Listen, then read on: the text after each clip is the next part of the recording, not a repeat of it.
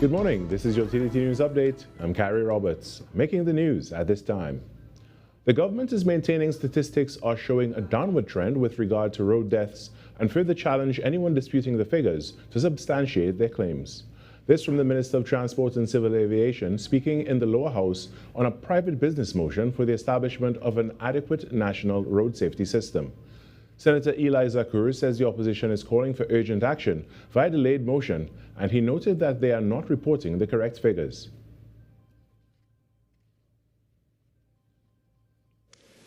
Everything in front of me, and I speak of data and facts, I have all the data in front of me, Mr. Speaker.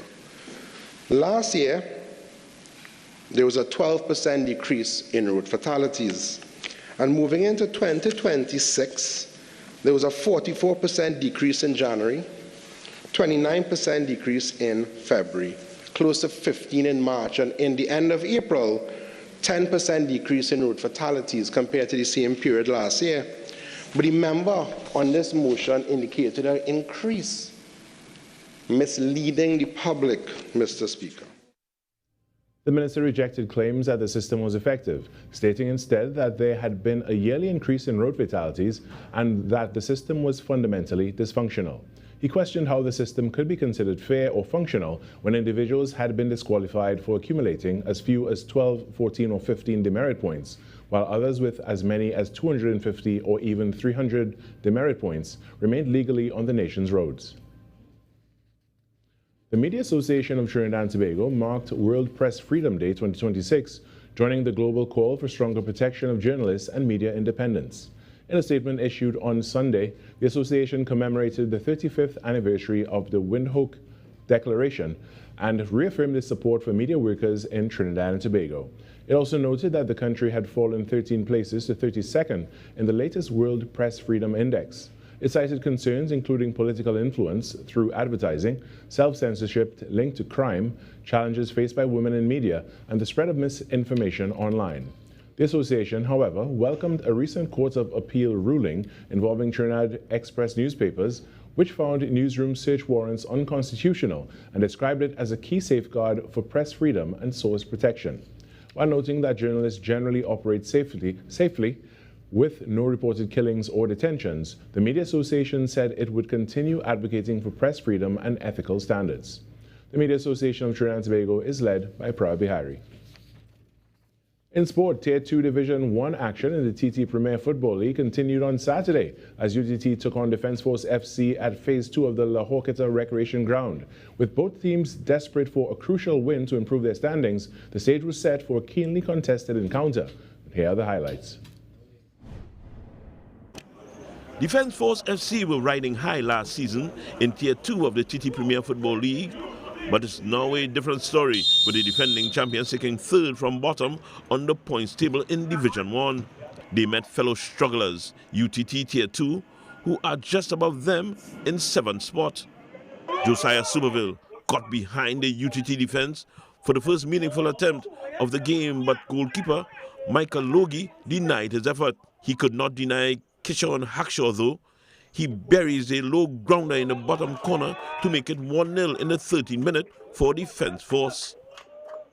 1 minute later, UTT would restore parity when Tyrone Ragu played a delightful ball over the top for Andre Alfred, who finishes well past Christopher Biggett in the Army goal. 1-1. UTT could have gone in with the lead at the half, but Ragu's attempt cannoned off the crossbar, much to Biggett's relief. It will be tied at 1 for the interval. The military men would have to thank the national team goalkeeper for keeping them in the match as they took advantage of that 6 minutes into the second half. Nicholas Bobcom with a delightful touch to make it 2-1. The Defence Force FC would hold on to that 2-1 lead to the final whistle to register the win over UTT in Tier 2 of the TT Premier Football League. Wayne Cunningham, TTT Sport.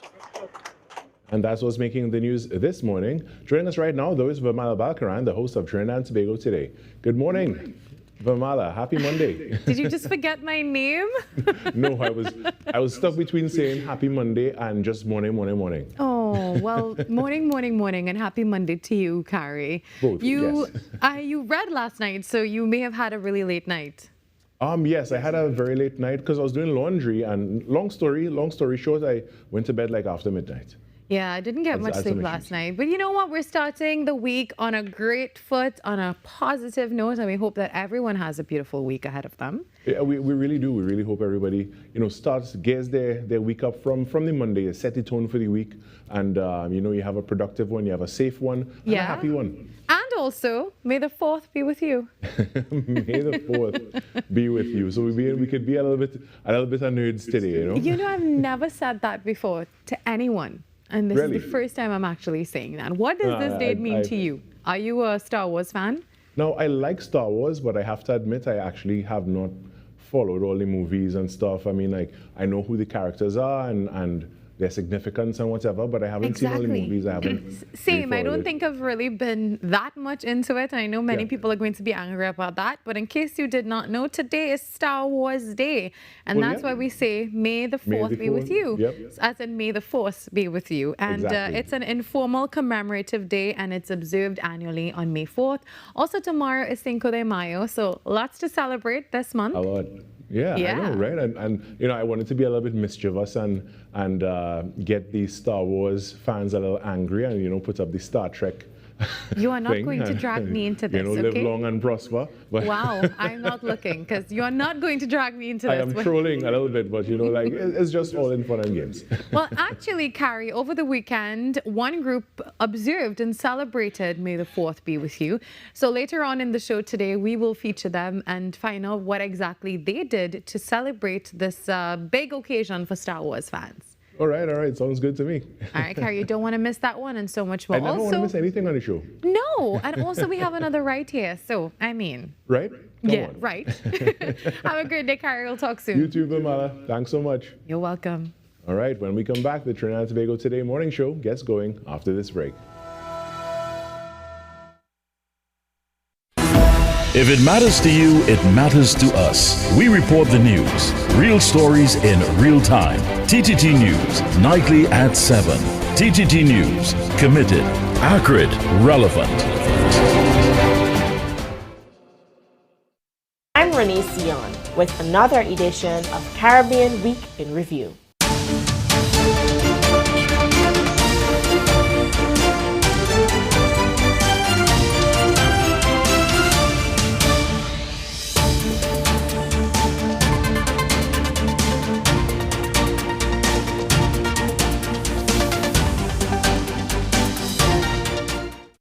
New season equals new dreams, and many football fans are dreaming of their team actually winning this season. But the reality is that only one team can win, so many will just be dreaming and wishing and hoping that their team can deliver. Manchester City, Liverpool, Chelsea. Notice I have not mentioned Arsenal.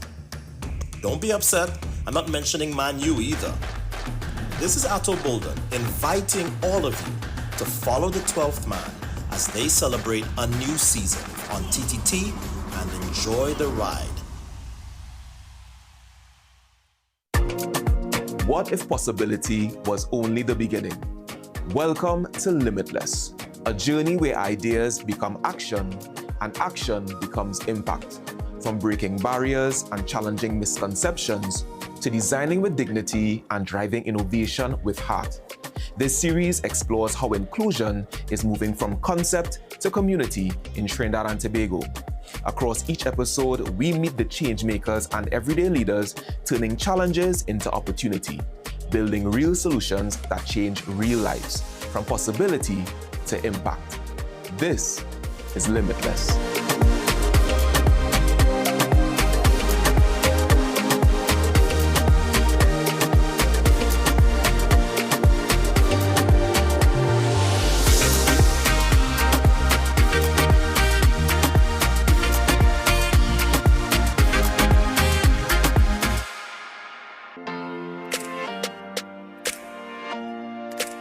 Hi everybody, I am Leah. And I'm Dion. And we are The Duncans.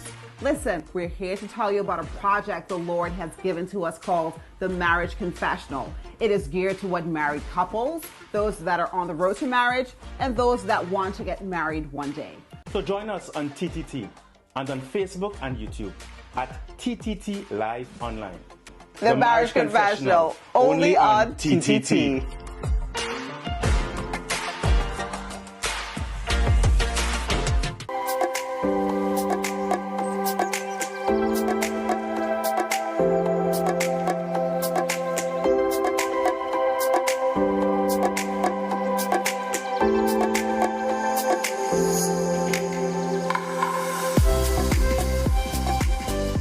Monday, 4th May 2026. The time now, it is 6:10 a.m. Good Monday morning, Trinidad and Tobago and the world. I'm Virmala Balkaran, and welcome to Trinidad and Tobago Today. While you know the drill, let's take a look now at what's trending this morning. An update to the story we were all following closely this weekend, and up to news time last evening, 2 men were still at large following a police operation linked to a series of home invasions. And police are saying a fourth suspect was fatally shot during an exchange with officers on Saturday. You may have heard about that from us at TTT Live Online. And the Trinidad and Tobago Police Service, in collaboration with the Defence Force, is saying that coordinated search operations are ongoing to locate the remaining suspects. Authorities are also advising the public to expect an increased police and military presence in targeted areas as this operation continues. And on Friday, little Jelena was laid to rest during a funeral service at St. Patrick's RC Church in Newtown, Port of Spain. Family, friends, and members of the community gathered to celebrate her life, remembering her as a shining star with a passion for dance, pageantry, and the arts. And following the service, a procession made its way along Tragrate Road to the cemetery where she was laid to rest. And Jelena was one of 4 victims in a quadruple shooting along Lady Young Road in Morval on April 19th. She was also a student at the St. Patrick's Newtown Girls RC School and was known for her vibrant personality and involvement in cultural activities. On Saturday, a peace walk and a candlelight vigil were also held in her memory as the community continues to mourn her loss.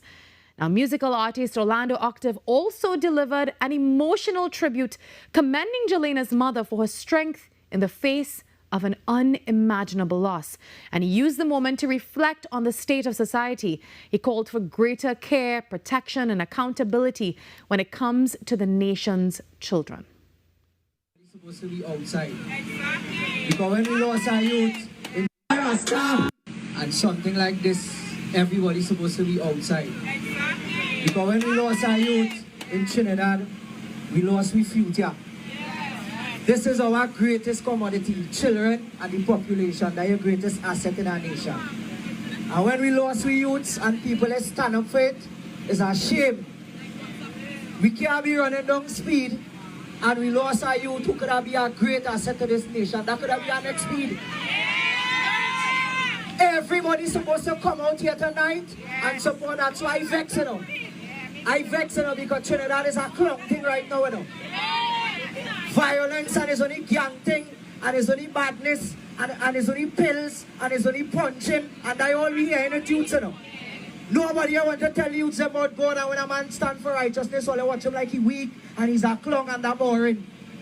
We can't come up the road singing about God and when we leave here we forget him. You are telling all you. Our condolences continue to go out to the family of Jelena.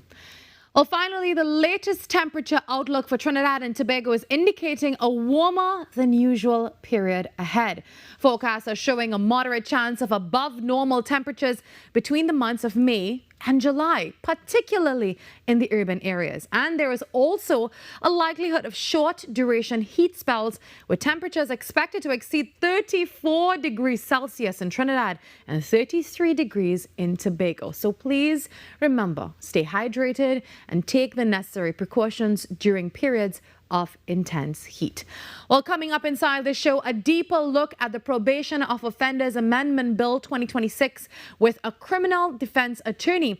And then we also continue to confront the critical issue of child sexual abuse with Professor Sandra Reid. And later on, May the 4th be with you. You'll find out what one group did yesterday to celebrate. Grab a cup of coffee and settle in. Trinidad and Tobago Today has begun.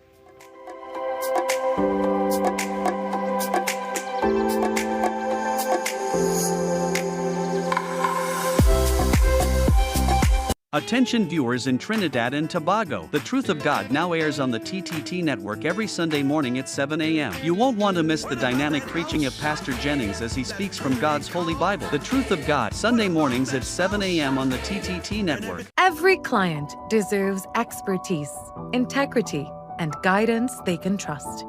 At Camino Realty International, we deliver integrated real estate solutions, sales, rentals, property management, and project development. Driven by excellence, transparency, and innovation, we protect value, create opportunity, and build lasting success. Because real estate isn't just about buildings. For more information on our services, log on to CaminoRealty.com or follow us on social media at Camino Realty TT. Camino Realty International. Elevating lives, one property at a time.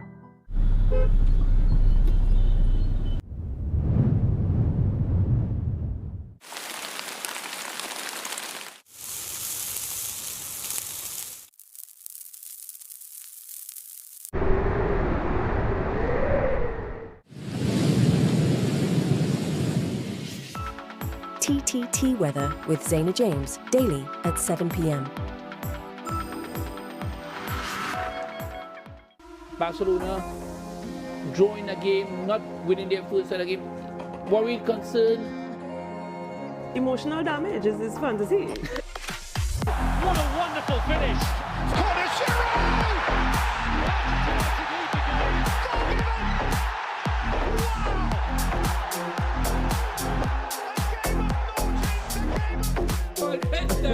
You see it, stop.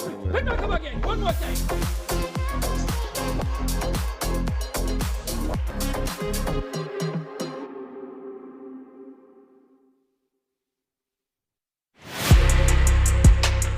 I'm Jamila Bannister, host of the Socially Safe podcast, the new TTPS podcast where we share real stories, teach real lessons, and create real impact.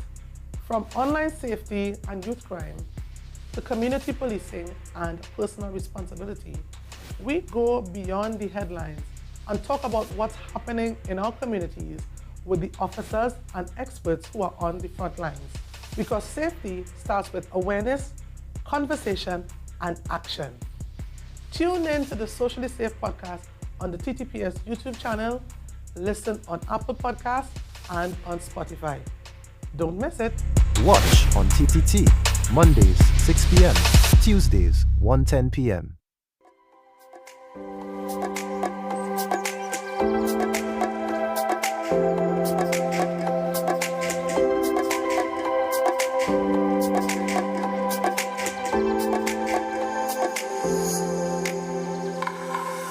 Welcome back to Trinidad and Tobago Today on TTT. Well, Minister of Homeland Security Roger Alexander is once again sending a warning to those persons who are continuing to engage in criminal activities. And this comes following a home invasion in Cunupia this weekend, which left 4 people dead. If you continue that type of action, we are not responsible for what happens next with you. There's more to life than criminal activities. A warning from Homeland Security Minister Roger Alexander following a home invasion in Cunupia, which left 4 men dead and 2 others arrested. The incident occurred at around 3:30 this morning at the home of a 70-year-old farmer who was robbed of a quantity of cash and his cellular phone. According to a statement from the TTPS, the assailants were intercepted during a joint operation with members of the Trinidad and Tobago Defense Force in the Esmeralda area. It noted that there was an exchange of fire which resulted in the deaths of 3 of the suspects. 2 others were arrested and 2 escaped. One of the escaped suspects was later killed by law enforcement officers. Speaking to TTT News, Minister Alexander said the government fully supports the TTPS in its efforts to fight crime. He revealed that just this week, this was shared with the Commissioner of Police and his team. We would have engaged them, and I told them, I said, the government of the day is in full support of your efforts in this fight, especially where in Central Division this home invasion taking place.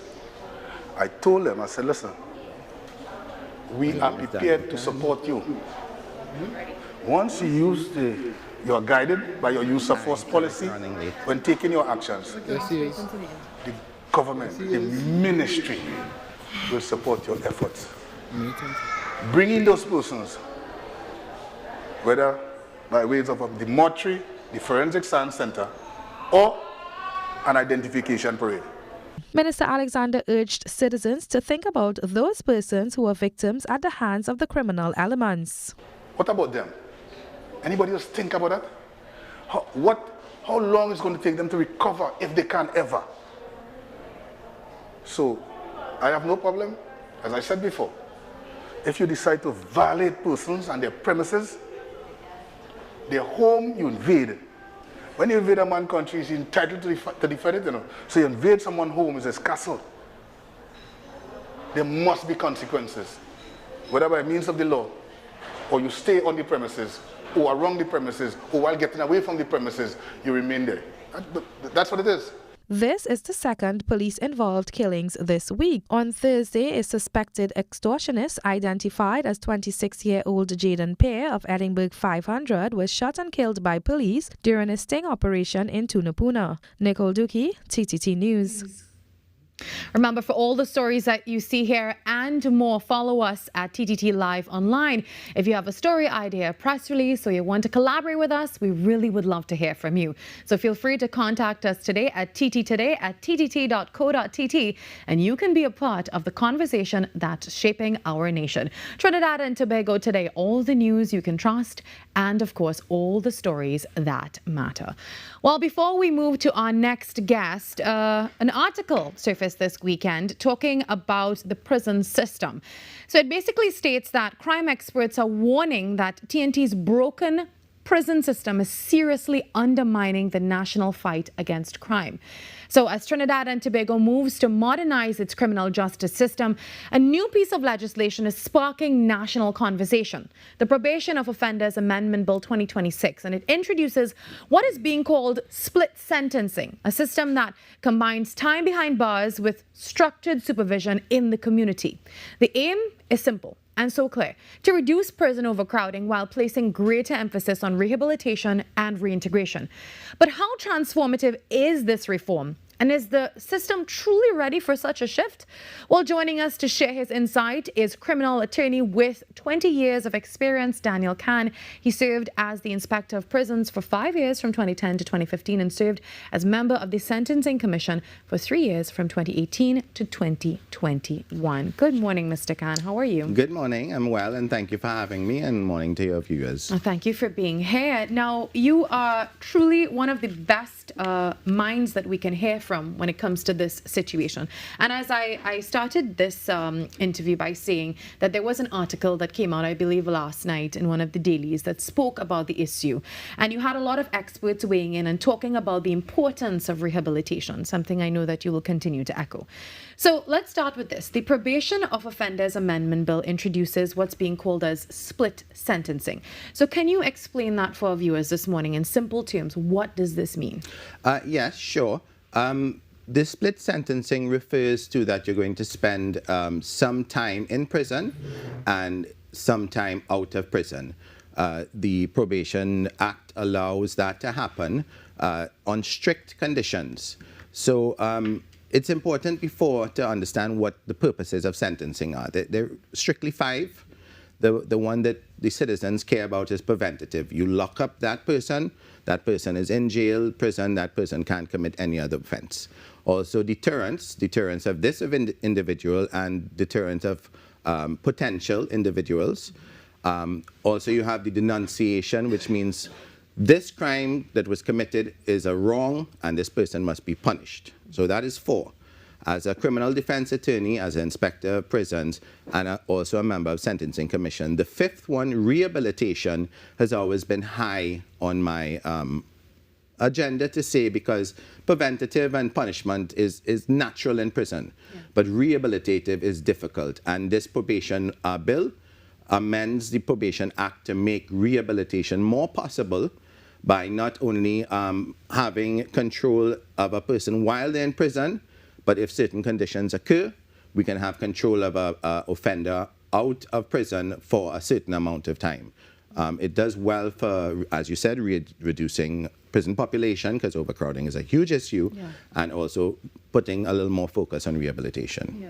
You know, that article that we are continuing to reference states, you know, the experts are stating that when you don't do anything with these prisoners and they're released back into society, they come out hardened, repeat criminals. Yes. And there's nothing really being done. So you would agree that this kind of reform is absolutely significant at this point in time? Very significant, but I would counter that point that nothing is being done. As a former inspector for 5 years, a lot of programs are available in prison, but when you have prison conditions so poor, it's difficult for a person to be rehabilitated, or I should say more difficult. Rehabilitation is a difficult thing anywhere. If you think about you trying to change your own self, what you don't like about yourself or what you want to improve, that is difficult. Also, you know, so you need more rehabilitative efforts. As a prisoner meeting certain conditions, having been punished and realize low risk, can come out into society integrated and then the beautiful thing about this bill, it allows them, if they offend those conditions which allow them to come out, you go back to jail and you serve the rest of your sentence. Yeah. Now, talking about the bill, the government has described this as a significant step in modernizing the justice system. So how would you assess now its potential impact with everything that you know? I think it has a great impact. Over the last 10 years, sentencing has significantly changed, and there's a probation services no matter what. There is an act in force. So there are probation services, perhaps maybe 10 sprinkled throughout the country, that offer services, family services and these kinds of things. And the judiciary has relied on these offices more and more over the last 10 years, since 2016. You would see many reports coming from probation officers. You will see what the judiciary relies on something, putting on a bond with certain conditions, which is the same thing, but the probation bill allows a more strict and focused process, because as a former inspector of prisons, I've had many prisoners come out into the free world, contact me somehow and say, well, Mr. Khan, I'm having difficulty reintegration, I'm facing a stigma, this and that. And the probation offices do help with that, and the probation bill, when it comes in force, and perhaps a parole as well, will argue stronger for rehabilitation and stronger for reintegration for former prisoners.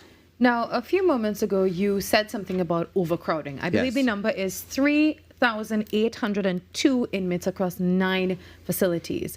So that is one of the key goals, to reduce this overcrowding. So how effective do you think that this measure could be in addressing that issue? Okay, well, I mean, I don't have exact figures, but it generally, let's say 50 is remand prisoners, meaning 50% is awaiting on trial. Probation Act wouldn't have anything when you're waiting on trial. The other 2,000 or 50% people who've been sentenced, I believe the Probation Act wouldn't affect anyone that's been sentenced for more than 5 years, because more than 5 years means a more severe thing, higher risk. So for those inmates that are serving less than 5 years, I can't say the numbers, but it would affect those prisoners. It would reduce overcrowding, and it would allow reintegration, and it would prevent, because many people talk about it, you mentioned that while in prison, let's say you go there as a smaller time criminal or something like that, the criminality increases sometimes because of your exposure to criminal elements, and the population may want to like broad brush everybody's a criminal, right? But they have different types of criminals. They have career criminals, they have individuals that found themselves in certain circumstances and offended against the law, easier to rehabilitate, easier to reintegration. So I think the when they do the proper research, I think it will make an impact. I can't say numbers, but I think it is a very good step in the way forward, positive. Now, the legislation is including recommendations like supervised probation and I know electronic monitoring. Yes. So what would be important to ensure that these systems work effortlessly and effectively? Well, the let's say the reporting conditions, and they have been there. They've been kind of working for the last 10 years. You come out of prison, let's say you're bonded, or you're given certain conditions, report to this probation officer. Probation officer meets you. They write, say, well, this is where you have to come in. You should come in this often. You should do this program. Those definitely will work. The electronic monitoring, I feel a little reserved to comment on whether it will be successful or not, simply because I don't know what are the resources currently existing. With how many ankle monitors they have, and what is, is it easy to take off? But I think those are excellent, because punishment doesn't only have to be in prison. Punishment could be many different places and still doesn't lose the essence of the human being when they enter prison, because prison conditions are horrible. I mean, they are meant to punish, but you don't want to strip the human of his humanity, and then when he comes out, he is more of a animal to commit these offenses. So both electronic monitoring and supervision by the probation officers are excellent in that regard. Now, I want to take this from another angle, and this is from the victim's angle now. So there have been discussions about balancing rehabilitation with the interests of the victims as well. So how important is it to maintain that balance? The balance is near impossible, right? A victim cares not about the rights of a convicted person, and that's a natural human emotion. It's natural to feel a sense of vengeance, anger, justice.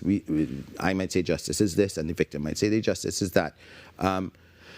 Definitely, our criminal justice system needs to be more attuned to the victim's experience.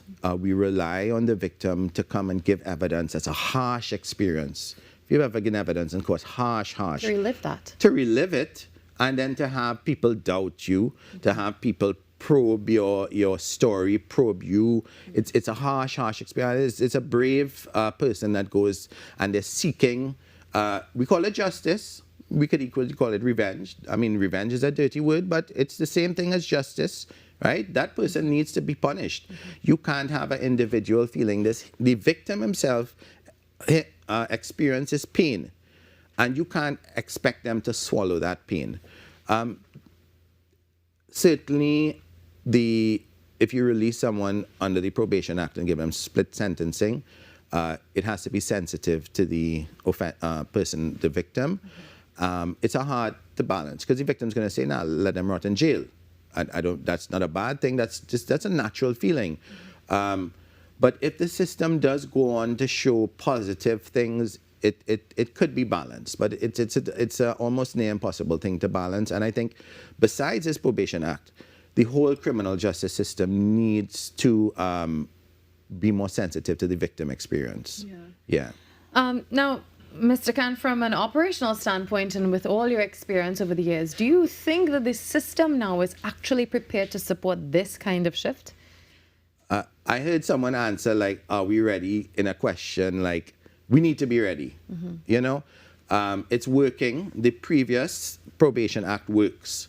So yes, we are ready. We're taking it a little further to do the split sentencing and increase the amount of people that are eligible for it.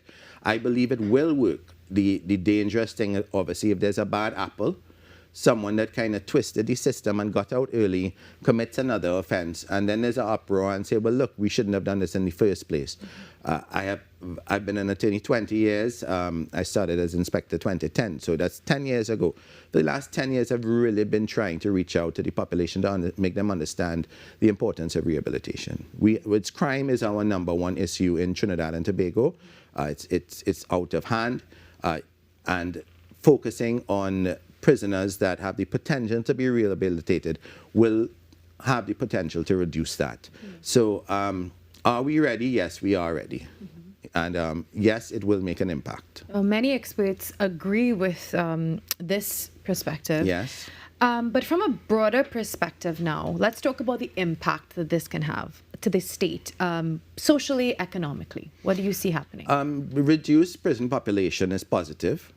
The prison overcrowding is a real damage to all individuals involved. Prison officers have a terrible experience trying to deal with these prisoners that are in harsh conditions. The prisoner themselves are having more and more. You could go in there for a lesser offense and come out with a, they call it criminal university. You come out there knowing more. We have to prevent that also. The toll on the families of offenders, because most of them are males, the breadwinners. You're talking about children without fathers. Overall, it's going to have a good impact. It may have a negative impact because, if you're going to release, I'm throwing out a figure. Don't quote me. If you're going to release 200 people on probation and 2 of those 200 persons commit another offense, I don't know what's going to happen, if it's going to get scrapped or if it's not going to, or it's going to make it so difficult that no one gets released. From an operational standpoint, I think it's excellent. Prison overcrowding has been, I've been advocating for greater prison conditions. I don't think it's happening. They talk about closing down Port of Spain prison. I'm not sure when and if that's, well, they said it will. But prison conditions and prison overcrowding is against rehabilitation. Yeah. So if you want rehabilitation, this is the way to go.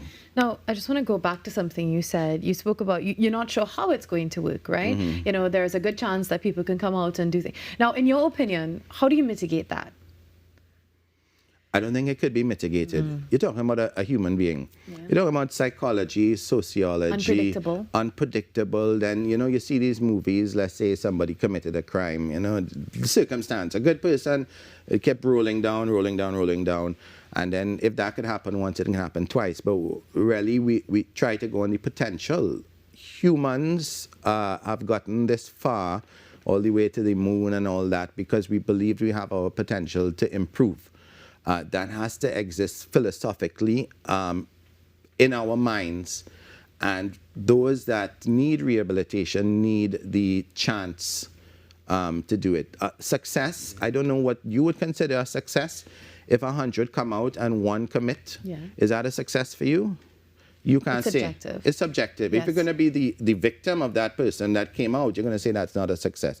But certain things made at a macro level of how to decide success is really on numbers. I think it's a very good bill, and I think it will have positive impact. Mr. Khan, before we wrap up, I need to ask you about the proposed parole bill. Now, how important is that in supporting the overall direction of reform, in your opinion? The parole bill is just as important and work hand in hand. Understand the probation is, let's say, when you get sentenced, that judge is going to give you that probation. Also, there's community service. Like, let's say you do something, let's say 2 good friends get in a fight, that and one, community service is a good thing for that. So community service, probation. Parole is different because it would be your sentence, let's say, 10 years. And as I said, the principle of sentence was preventative. We realized 5 years you have to serve. After 5 years, you could go to the parole board and say, well, based on my conditions and based on this, can you let me out under a similar probation? It's different from probation because probation starts at the beginning. And also, the Sentencing Commission is something that I was on. I think we need another opportunity to really go over all the sentences. The death penalty has come up again, and see if sentences need to raise, if sentences need other options. So probation goes hand in hand with parole. That goes hand in hand with the Sentencing Commission.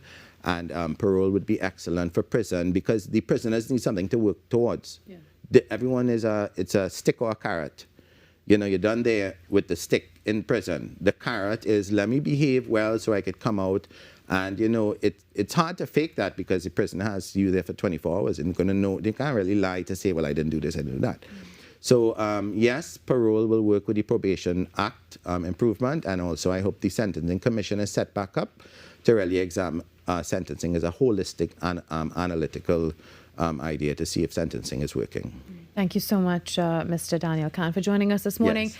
Weighing in on this, experts are also proposing things like a prison management board, mandatory rehab plans, and all of that. Definitely a discussion that we'll continue to have in the coming days and weeks. We take a break, and when we come back, so much more on Trinidad and Tobago Today, another critical issue to discuss.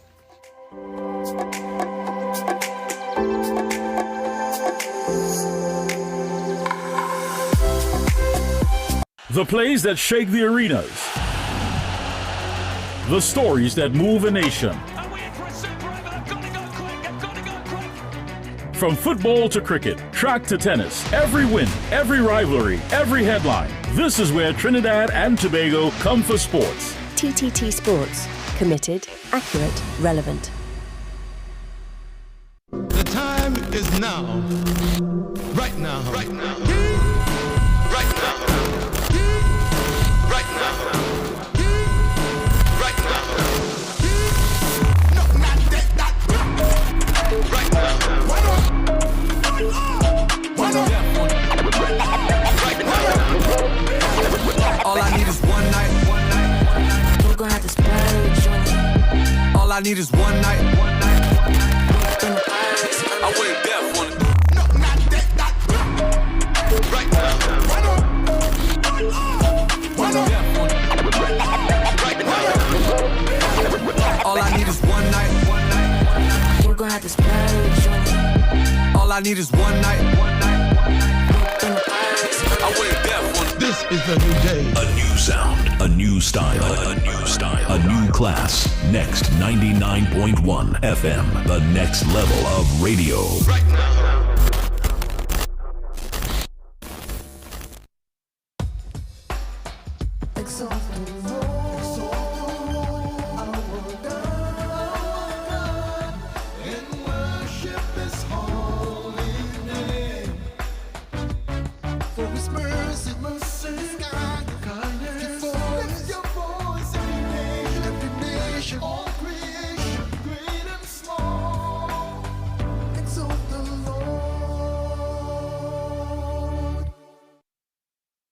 Sir of the record unofficially आप मुझे एक मौका दे सकते हैं sir. I am very sure मैं case solve कर दूंगा sir. Sir पहले मर्डर के वक्त ही मैंने कहा था कि ये किसी सीरियल किलर का काम है. अब तो 5 मर्डर्स हो चुके हैं सर.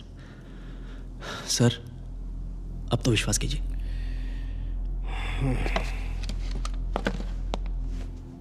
देख संजय, डिपार्टमेंट की इन्वेस्टिगेशन तो चालू है, वो चलती रहेगी. तो तेरी अलग पैरेलल इन्वेस्टिगेशन शुरू कर दे.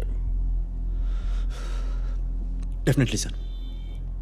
अगर तेरी इन्वेस्टिगेशन का रिपोर्ट और रिजल्ट सबसे पहले सामने आया तो फिर मुझे मंत्रालय में तुझे वापस ड्यूटी पर लेने के लिए बात छेड़ने का मौका मिल जाएगा, एक बहाना मिल जाएगा. Thank you sir.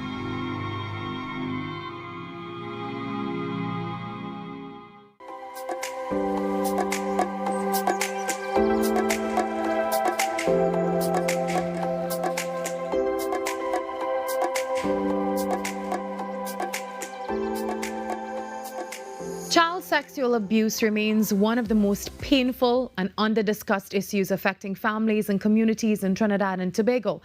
Often hidden behind silence, stigma, and fear despite its devastating lifelong impact on survivors. Now, through her inaugural professorial lecture titled Hidden in Plain Sight, leading public health psychiatrist Professor Sandra Reid is bringing national attention to the realities of child sexual abuse, the cultural factors that allow it to persist, and the urgent need for stronger awareness, services, and even reform.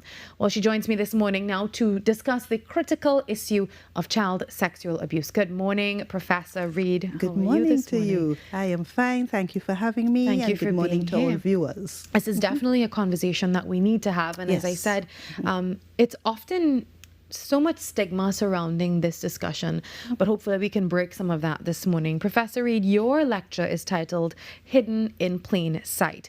So what exactly is the hidden reality about sexual abuse in Trinidad and Tobago that you believe the public is still not confronting? Okay, so that's a good question. There are so many hidden realities. But when I think about it, if you were to ask anyone, do you know or have you heard of anyone who has suffered the experience of child sexual abuse?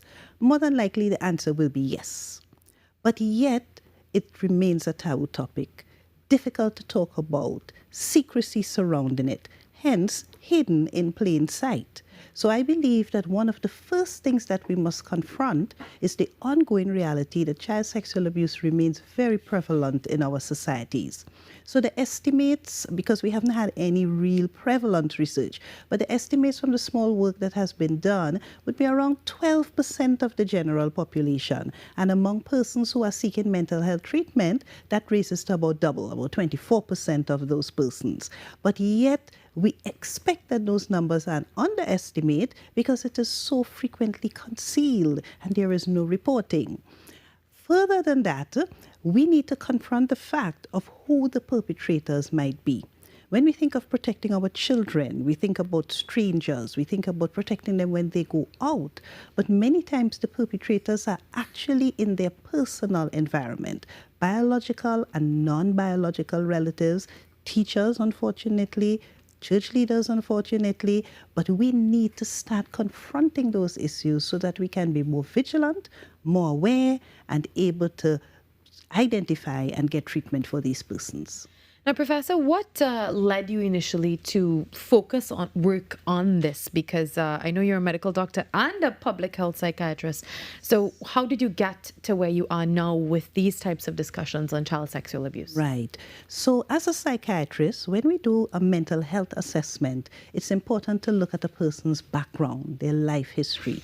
So an exploration of life experiences, trauma, including abuse, sexual abuse, child sexual abuse is important. So in my practice and in the clinics and so, that would be a routine evaluation. And it was very striking how many people admitted to that experience of child sexual abuse. And because they tend to need another layer of intervention, because this brings so much mental trauma that you want to actually explore deeper and provide appropriate trauma-informed interventions, I began exploring beyond those persons who admitted yes. So with probing, I recognized that the numbers were probably far more than the people who were admitting.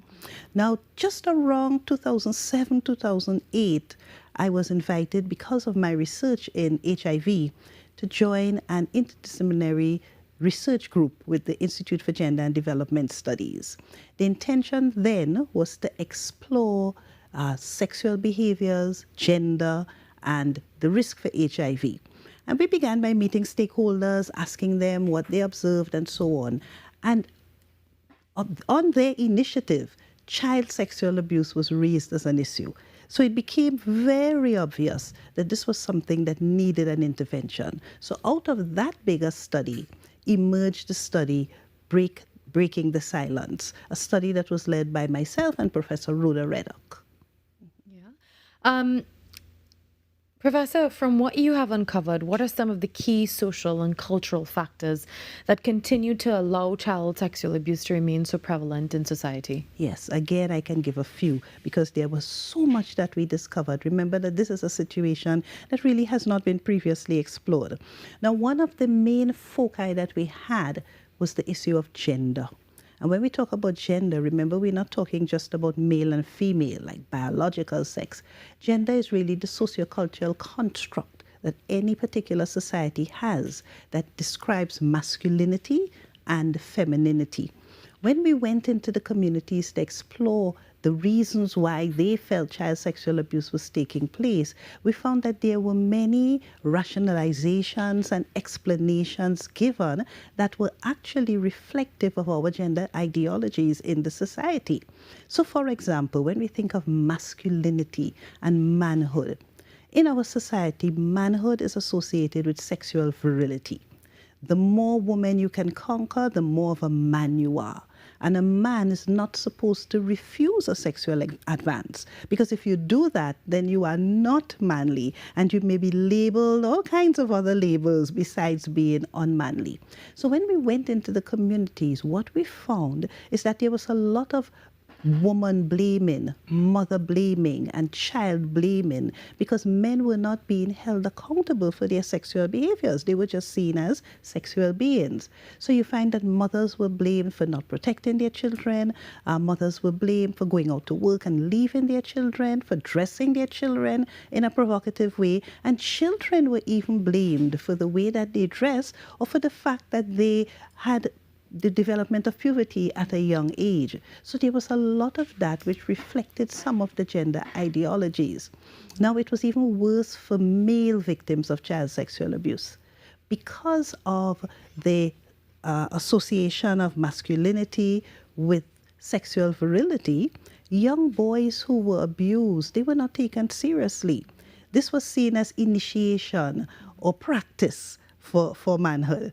And therefore, boys were reluctant to reveal occurrences of child sexual abuse. And even when they did, the service providers did not take them as seriously as they would the female victims.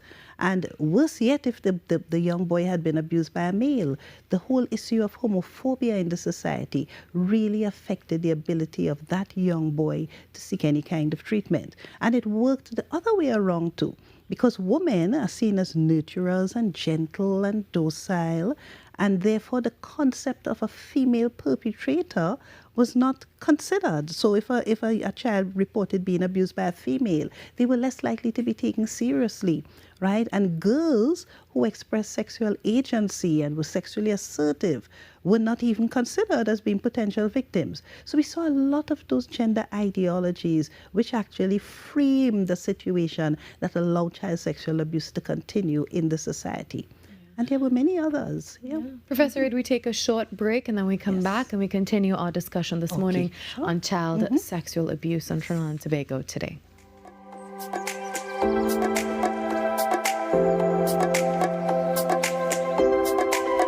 Every client deserves expertise, integrity, and guidance they can trust. At Camino Realty International, we deliver integrated real estate solutions, sales, rentals, property management, and project development. Driven by excellence, transparency, and innovation, we protect value, create opportunity, and build lasting success. Because real estate isn't just about buildings. For more information on our services, log on to CaminoRealty.com or follow us on social media at Camino Realty TT. Camino Realty International, elevating lives one property at a time.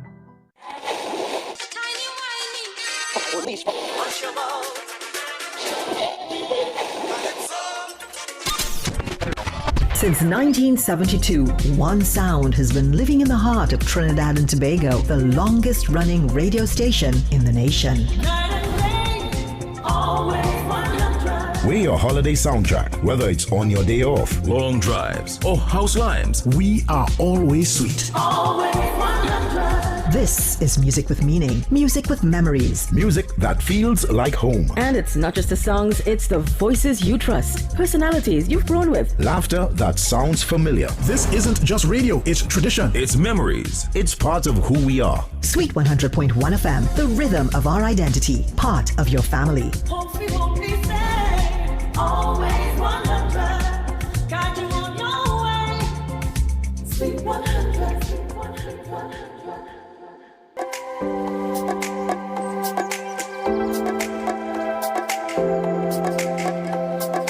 don't want to not talk about the lecture.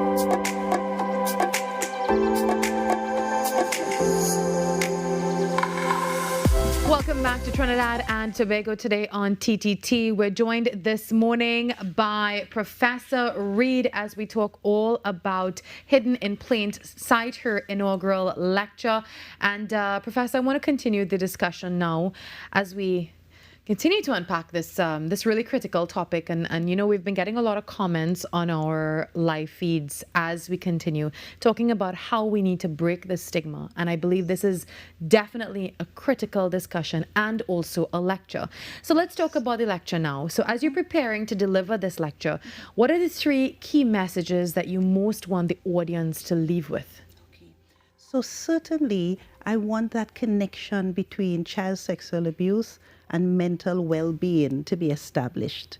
And it needs to be made clear that if we can work to prevent child sexual abuse, we can in fact protect the mental health of our young persons.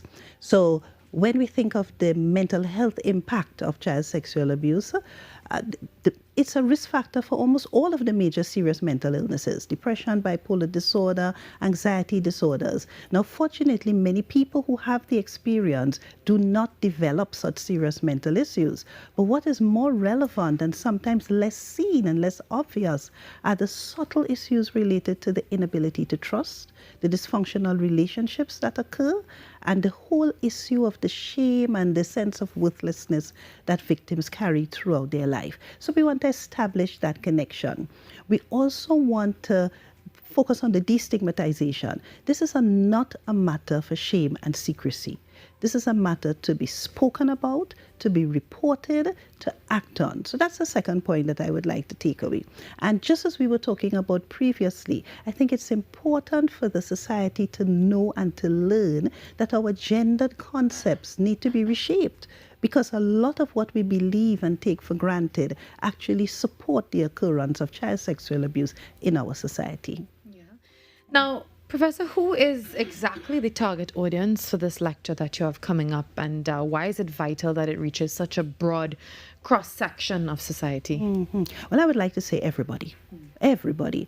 Because if you are a researcher, if you are a mental health professional, if you are a policy maker, there is something for you in that lecture based on the findings that we made, and the recommendations for legislative change, recommendations for service provision that came out of the research, out of the study. We also want to target anybody who is an advocate for child safety, child protection, and anyone interested in reshaping the cultural norm. And we don't want to forget the general public. The general public are the people who surround the children, the parents, the teachers, and they need to become aware of the issue. They need to be involved in the destigmatization, and they need to feel empowered where to go, what to do, what are the resources as it relates to child sexual abuse. Well, Professor, thank you so much for being here this morning. It's my pleasure. If you want to view this all over again, you can head across to TTT Live online. Everything will be posted there for you. And of course, the details of this lecture as well. Thank you so much, Professor Sandra Reid, for joining us this morning. The plays that shake the arenas. The stories that move a nation. From football to cricket, track to tennis, every win, every rivalry, every headline. This is where Trinidad and Tobago come for sports. TTT Sports with Nasira Mohammed, daily at 7 p.m.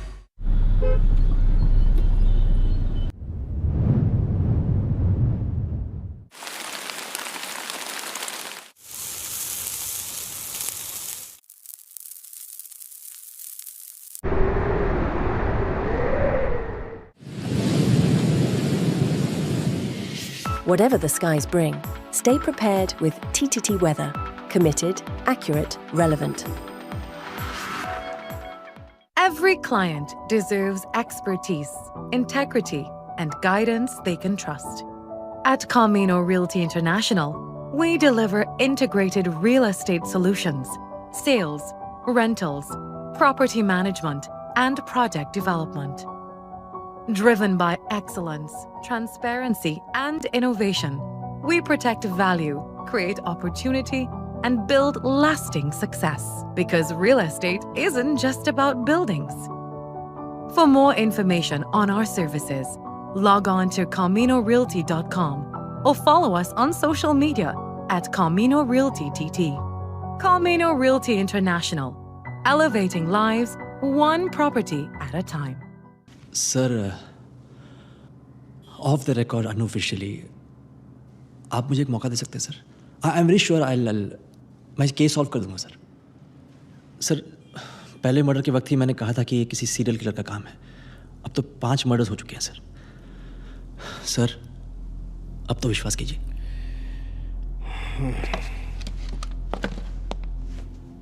देख Sanjay, department की investigation तो चालू है, वो चलती रहेगी.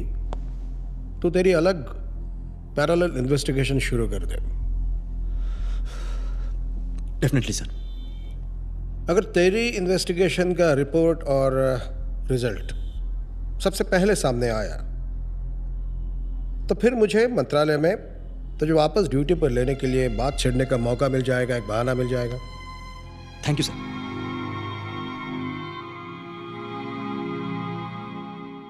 TTT News every night at 7. TTT News. Committed, accurate, relevant.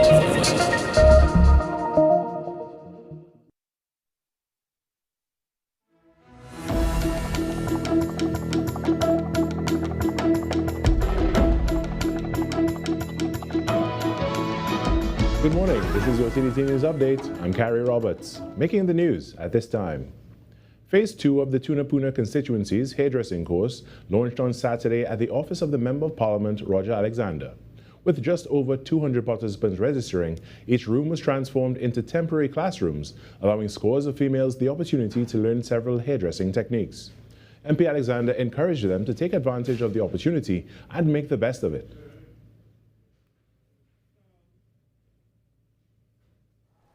This is an opportunity to learn. And from learning something, you could build something. Build your own business. From building your own business, you can earn something. So you start to earn from where you build, you're now functioning in your business, and you're earning something. And from there, you could teach others to do just what you did.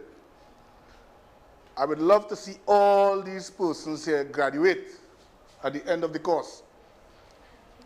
This is an opportunity to move away from the norm. In an interview with TTT News, Mr. Alexander said it is not just for his constituency, but for the citizen of this country, noting that some of the participants from Phase 1 have already started their own businesses.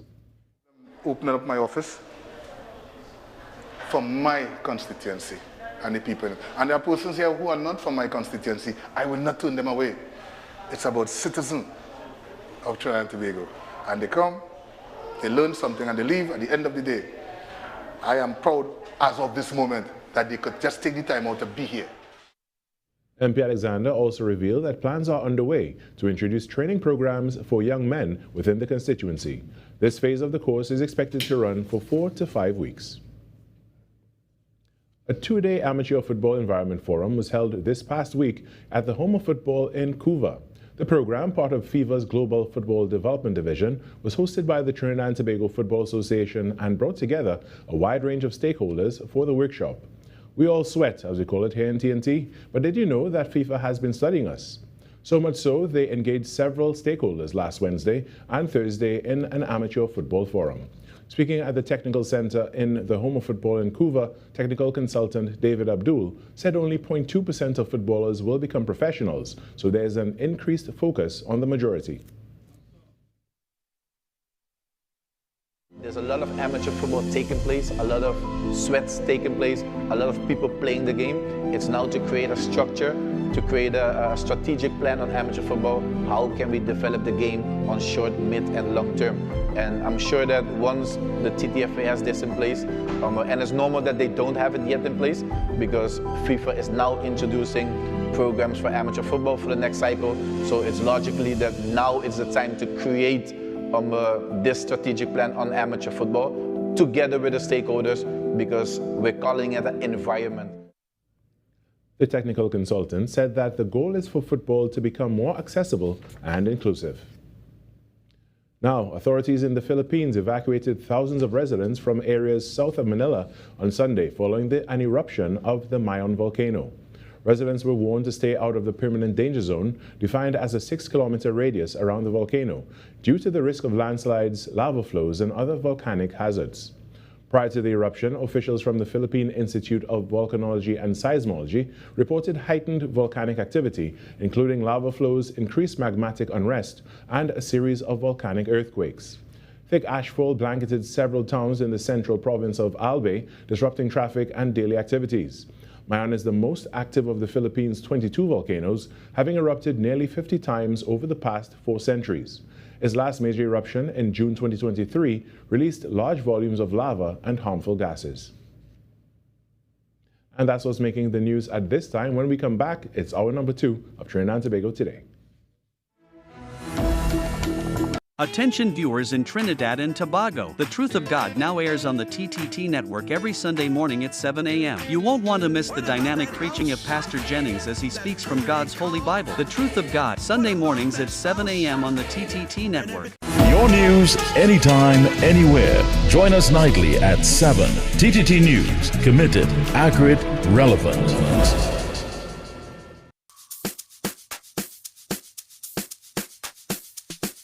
Women are a quiet strength the world leans on, the hands that holds everything together, and the heart that keeps on giving, even when they're tired. And it's time for us to celebrate that.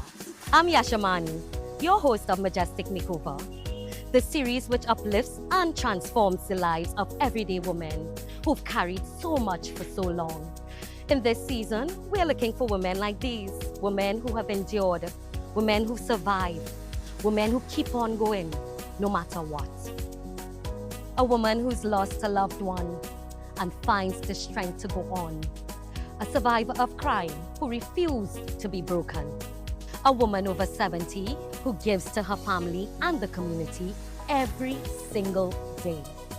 A survivor of serious illness who continues to live with hope and courage. A physically challenged woman living fully with dignity and determination. These are the stories we want to honor.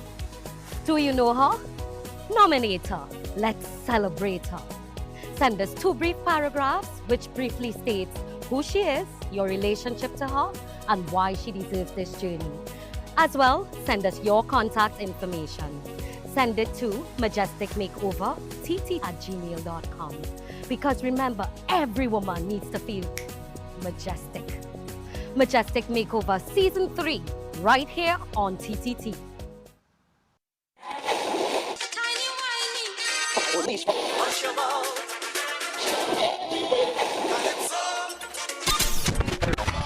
1972, one sound has been living in the heart of Trinidad and Tobago, the longest running radio station in the nation.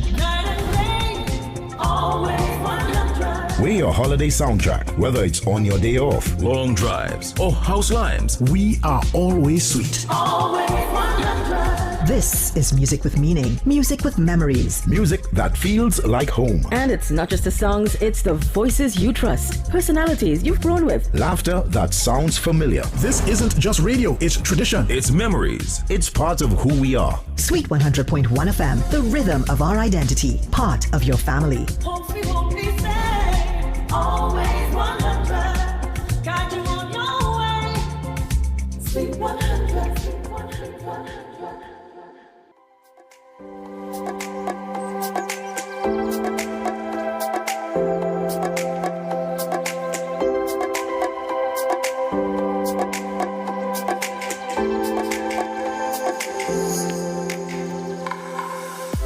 7 minutes after 7 o'clock on Trinidad and Tobago Today. A special good morning to you if you're just tuning in. Well, continuing with the show this morning, disaster preparedness and climate resilience are becoming critical priorities for Trinidad and Tobago and, of course, the wider Caribbean. The Trinidad and Tobago Disaster Risk Management Conference and Expo 2026 aims to bring together experts and stakeholders to strengthen national readiness under the theme Resilience 360, Bridging Knowledge and Action.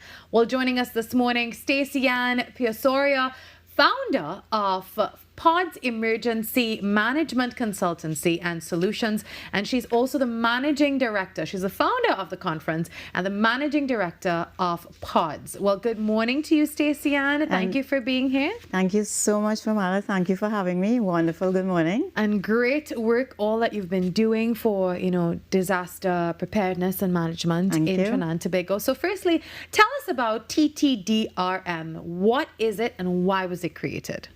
So TTDRM, Trinidad and Tobago Disaster Risk Management Conference and Expo, was a platform created in 2024. We inaugurated the conference, and having worked in the field of emergency management for the last over 20 years, a group of stakeholders really recognized, and I felt strongly that there was a need to pull the entire society together, public sector, private sector, and NGOs, because there's a lot of improvement needed in mitigation and preparedness. So this is a platform for all of society to come together, to ventilate, to discuss, to advance, and to really give disaster preparedness, mitigation and preparedness the platform it needs, because we hear about response all the time. We respond. But we need to re-navigate those conversations and pivot from response into building mitigation and preparedness, invest strongly in it so that it aids better response. Because what we're trying to do really is create a robust system where people on the ground we save lives, we save livelihoods, and the people on the ground get the help that they need in the quickest possible time. Yeah. Now, Stacey Ann, why is it needed now more than ever from, both a national and regional perspective? How vulnerable is the Caribbean at this moment to climate threats and all of that? Well, we've seen practically, just most recently, last year was Hurricane Melissa. We saw Hurricane Beryl. And within recent times, we're seeing with climate change, the impact of climate change, where climate systems are becoming massive destructive storms quicker than before. And so with that, you've got the Caribbean is under a lot of threat, a lot of vulnerabilities, especially across sectors, because we have aging infrastructure. And for Trinidad and Tobago in particular, where we haven't experienced massive storms or destructive storms in a long time, since Hurricane Flora, probably. We need to understand what are the possibilities and what's happening with climate change and why we need to get up off of our butts and do a whole lot more in this space. We need to advance in disaster risk. So people from Tobago may understand how important it is, a little bit more than us, even though we kind of get in there, but there's still a lot that can be learned from other Caribbean regions, Jamaica, Grenada, Barbados, who've been hit, who've been destroyed, and who've had to build back. And we're bringing all of those experiences into TTDRM 2026 come June 1st to the 3rd at the Hyatt. Yeah, as you said, just to expand on what you said, a lot of times we start responding after disaster strikes rather than actually preventing the damage beforehand. So this is definitely needed, especially for Trinidad and Tobago. You would agree. So what can we expect at TTDRM 2026, and what's some of the practical innovations, solutions, the experts we can hear from? Tell us about it. Okay, so it's a full 3 days. When I tell you a full conference, 3 days, June 1st to the 3rd. Of course, we start on day one with sort of setting the platform for the conference, and you can look at things at a policy level. We're more looking at our urban planning, because it starts with planning and how we plan our cities and without disaster risk management, you cannot have proper national sustainable development, and the way we plan is really critical. And so we're looking at mainstreaming DRM, disaster risk management, into our planning practices. We're looking at the policies, and then we move into day two, where not just the policies, but how we build sustainability and all the connected. So you find that over the 3 days, all the topics are very much interconnected, because disaster risk is impacting all sectors. And so something may happen in one sector, but there's a ripple effect in another. So you find all 3 days are cross-cutting across industries and sectors. And day two is where we get really practical. We move from knowledge into action. We do a lot of practical stuff that would actually help when the storm hits. So, for example, we have 5 1.5-hour learning labs that participants will get to sit in and, for example, dealing with looking at themselves, their organizations, and looking at it in a real mirror, the learning labs mirror real disaster scenarios. So, for example, worst case power outages that span several days and complexities that will impact organizations. You're talking about, we have things like sustainability urban lab. We have the big brand Visa coming to talk about resilient infrastructure in payment platforms.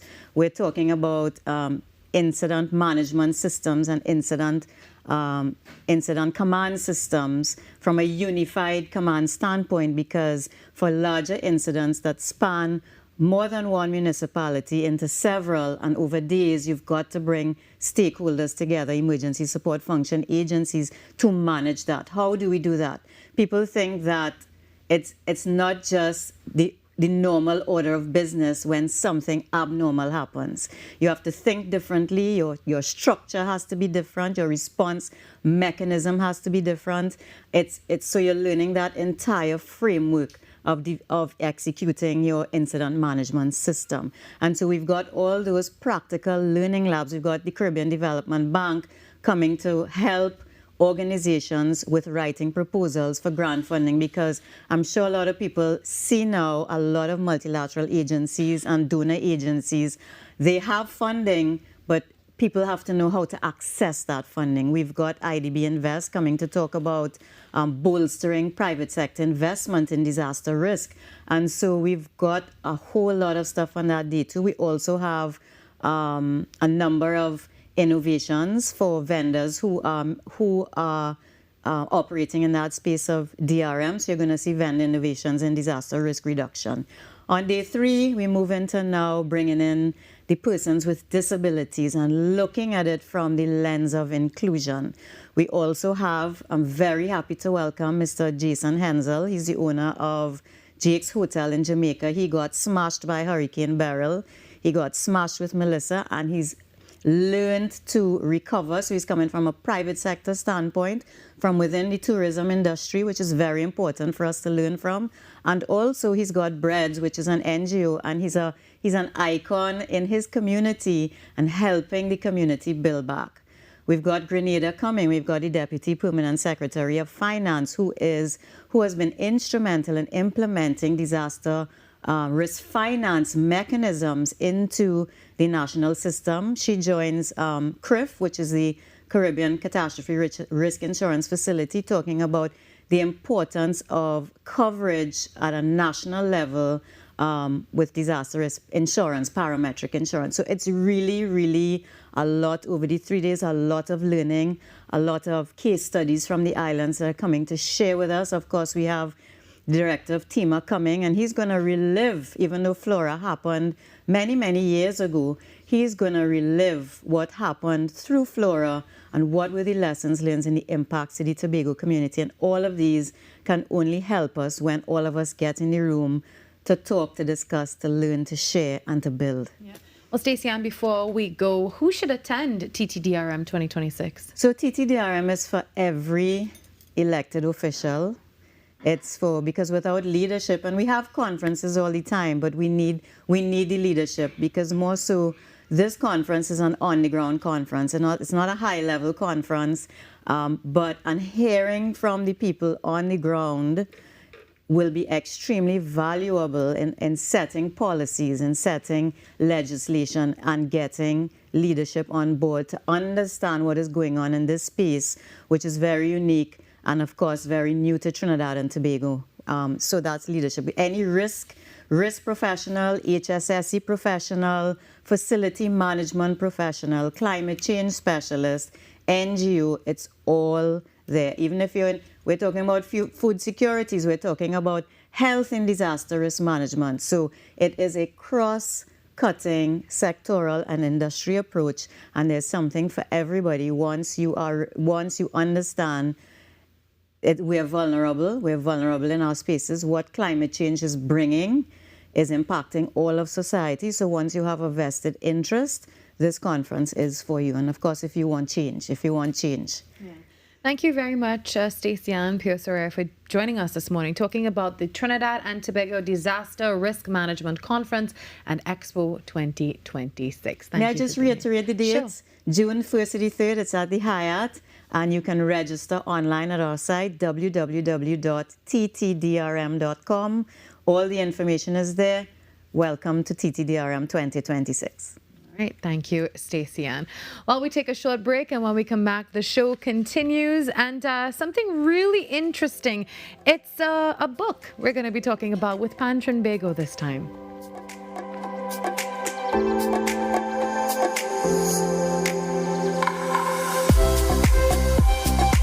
Struggling with heart health or frequent migraines? Discover the simple steps to reclaim your energy and vitality. We're diving into a topic that affects about 422 million people around the world: diabetes. Tune into Wellness Unlocked, the series that delivers expert advice, practical tips, and inspiring stories to help you take control of your health and well-being. Your health matters. Don't miss Wellness Unlocked. Watch now on TTT and take the first step toward better health. The time is now. Right now. Right now. Right now. Right now. Right now. No, not that. Right now. What up? What up? Right now. All I need is one night. We're gonna have to splurge on it. All I need is one night. I went deaf on it. No, not that. Right now. What up? What up? Right now. All I need is one night. We're gonna have to splurge on it. All I need is one night.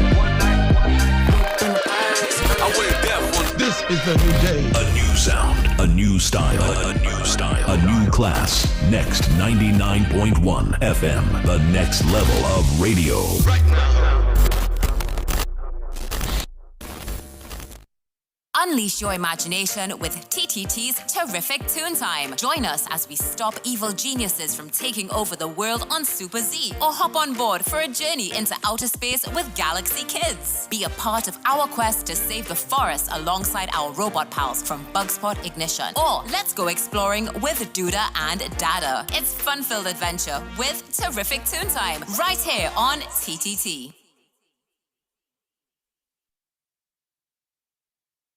Barcelona drawing a game, not winning their first set of game. Worried, concerned. Emotional damage is fun to see. What a wonderful finish.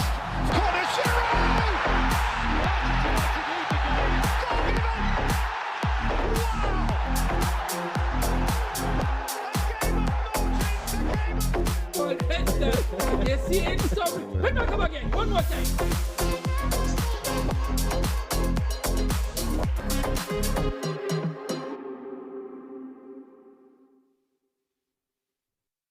When it matters, we're there, reporting the news as it happens, because your world can't wait.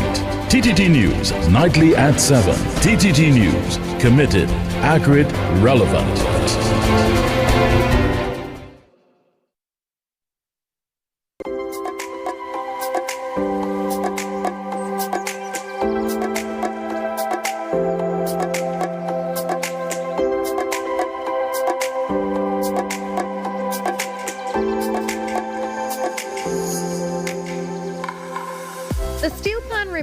One of Trinidad and Tobago's greatest cultural inventions, but many of the stories behind the bands that shaped communities in South and Central Trinidad have gone largely undocumented. While Professor Janine Remy has authored a landmark 400-page book documenting the history of 64 steel bands from the region, 12 years in the making.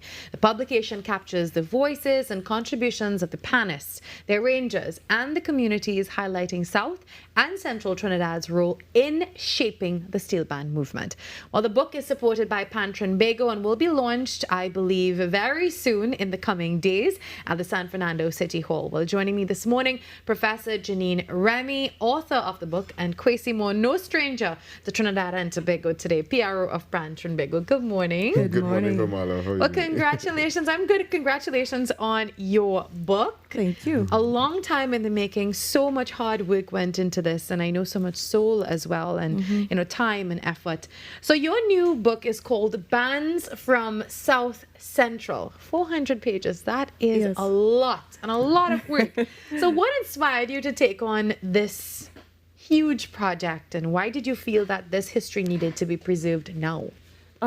Well, I would say I started coming south in about 2002 to work with a band called Hatters. And when I was working with this group, I noticed that there were a lot of walking historians. And I felt that, there was a need to write it. Yeah. Now, for many people, when we talk about pan history, the focus often goes to Port of Spain. And that's just that's the reality. So how significant have the South and Central areas been in shaping the steel band movement? You want to answer that? Well, sure. I think that they're we don't really know much about that because you're right, the focus always goes to Port of Spain. So I think this is important that we hear the voices of the unsung heroes from this region. Yeah. Now, Professor, in the course of your research, what did you uncover about the bands that may have perhaps surprised you? There were so many of them. Give me a few. I mean, we could look in the table of contents, but have you heard of 610 Symphony? Oh. I mean, that is a band. There's bands from the 1940s. There's Baton, Pearl Harbor, Little Carib. So these are all bands that were active at one time. So yeah, there are a lot of steel bands, and there are even more than 64. Wow. From this region. Yeah. Now, Kwesi, here's where I bring you in. From Pan Trinbago's perspective, how important is it that communities outside of the capital, I go back to that, get this kind of recognition for their contribution to our national instrument? It's very important. As a matter of fact, it's interesting that you say that because that is one of the comments made by Professor Belle-Marie Antoine, campus principal for St. Augustine. The focus seems to be a lot in Port of Spain. I mean, even us at Pan Trinbago, we would have themed World Steel Pan Day the first time around from behind the bridge to the world stage, acknowledging the contributions from each dry river bands. And of course, they are very important. But Pan Trinbago, of course, is divided into 4 regions. We do have the North, we have East, we have Tobago, and we have South Central. And it is very important to archive and document the history of steel bands, and I'm glad that this book puts it in this chronological manner. It's in alphabetical order, but the chronology is very important. To immortalize these bands as well. Absolutely. Yeah. A lot of them that I myself, as a young panist, as a young member in Pan Trinbago's executive, would not have heard of otherwise. Wow. And to learn the history not only of the bands themselves, but of their leaders and their members, their formation, where they got their name from. It's all very important, and we at Pan Trinbago really value the archiving work that is done. We acknowledge that we can't do it all, which is why we love to support work such as those done by Professor here. Now, Professor, your work includes both active and defunct bands as well. So, as we were just saying, this immortalizes the work of the band so that, they never go forgotten at all. How important was it for you in this process to ensure that, as we said, these bands continue to live on long after they are no more? I think that was our opening sentence to everybody we interviewed, that it is for their grandchildren, their family to hear. So, yeah, it is extremely important that the stories be told and that future generations understand the trials and tribulations of the Pan men and even Pan women from this region. Professor, throughout your research now, when we look at South and Central specifically, I want to ask you this. How closely were the steel band tied to community life, even youth development and the social identity over the years? Very. You know, I mean, you know, this is one way of getting the youth off the street and getting them into, you know, doing something physical and playing and making music, and yeah. So, and I would say that South in of itself is known for a lot of things artistically, and they have contributed so much to the cultural landscape of Trinidad and Tobago overall, from mass, calypso, soca. So it's very important that we document that rich history and that rich culture from the perspective of the steel pan as well. Because you can talk of Dr. Leroy Calise, the Black Stallion, Dr. Marshall Montano with his roots in South. Pan is no different, of course, with a rich culture, with so much context. When you talk about persons like the late Ken Professor Fillmore and the work with Fonclair and just so many other different aspects of bands and individuals from South that would have made a contribution. As you're talking South and Central Trinidad, Kwesi, do you believe that these regions are still thriving hubs for pan activity? Absolutely. We at Pan Chimbigo, one of the things you alluded to earlier was the work that is done by steel bands in communities, and we talk a lot about how pan serves underserved communities, perhaps, for persons that may be at risk, and we talk about that again in the context of Port of Spain so much, but those communities exist throughout Trinidad and Tobago. So anytime you have a steel band operating in a community, whether it be from Port of Spain or from South or in the East or in Tobago, that may have persons that lack access to resources and things like that, the steel band and the pan yard remains that place, no matter where you are, no matter what region in Trinidad and Tobago, that one place where things are safe, there are opportunities for you to hone your skills, your talent, you learn and continue to thrive off of discipline and all the things that come from music and the steel pan overall. Do you both think that enough young people are becoming involved in steel pan? More so, and women in pan, a lot more women than men now. You could you mentioned something on radio on Saturday with the women in steel pan as early as the 1940s. Yes, Pearl Harbor. Yes. And Bataan. I mean, you know, you don't hear about this. CB's had women in there as well. Yeah, you tend to think that women were not allowed to be in the pan yard for decades and decades, but only to find out that in bands in South, and of course, I went out throughout different regions, of course, there were women involved in the steel pan and in bands from as early as the 1940s. And we have pictures of them, that's the thing. So yes, it's a 400-page book. But you have pictures in there as well. This is a real coffee table book in a way too, because it has sidebars and photos. But like you say, it's not just steel band, it's tuners and builders and, you know, community, Yeah. So tell us about the launch now of this. Sure. So it is tomorrow, actually, and it's May 5th, Tuesday, and it is at 6 p.m. in City Hall on the Promenade.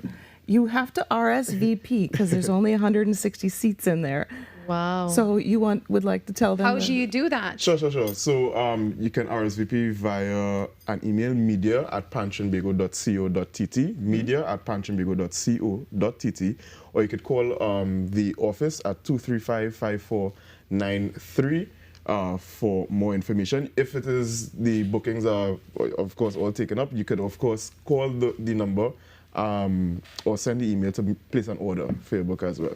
Now, Professor, I understand that, you know, throughout the bands that are mentioned in this book as well, there's a particular mention about Ja Roots. So it's a very notable mention right now. And they're one of the bands that use pan around the neck. So tell me about that finding. That was a real pleasure going to Point Fortin and meeting Jesse Lussie. You know, he is, you know, determined that he's going to keep that culture alive, pan around the neck, and I believe he's the only one. Yes, that still participates in the competition every year. And it was a South band in Central that started the single pan because children couldn't carry them around their necks. So yeah, Jesse Lussie was you know, quite a character. But you know, he has a strong belief. It's family. You know, you just feel welcome when you go in there. Just a wonderful person. More than anything else, I do get from this that you are so proud, and it was such a labor of love for you. You look like you really enjoyed this research. Yes. And you put so much into it. So that's 12 years of work in 400 pages, and I'm pretty sure there's so much more you wish you could have included that probably didn't even make the cut in there. But thank you so much for being here.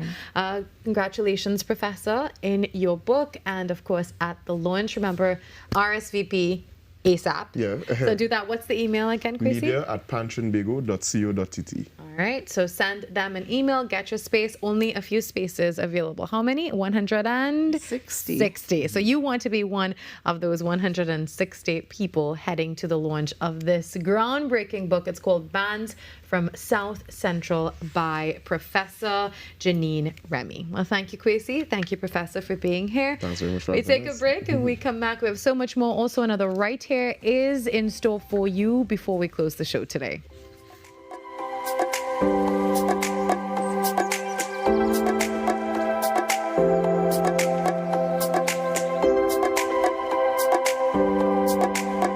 Sir of the record unofficially आप मुझे एक मौका दे सकते हैं sir? I am very sure मैं case solve कर दूंगा sir. Sir पहले मर्डर के वक्त ही मैंने कहा था कि ये किसी सीरियल किलर का काम है. अब तो 5 मर्डर्स हो चुके हैं सर. सर अब तो विश्वास कीजिए.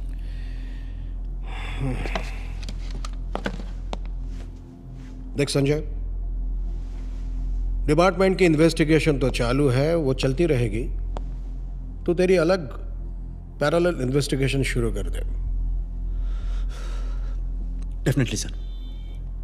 अगर तेरी इन्वेस्टिगेशन का रिपोर्ट और रिजल्ट सबसे पहले सामने आया तो फिर मुझे मंत्रालय में तुझे वापस ड्यूटी पर लेने के लिए बात छेड़ने का मौका मिल जाएगा, एक बहाना मिल जाएगा. Thank you sir.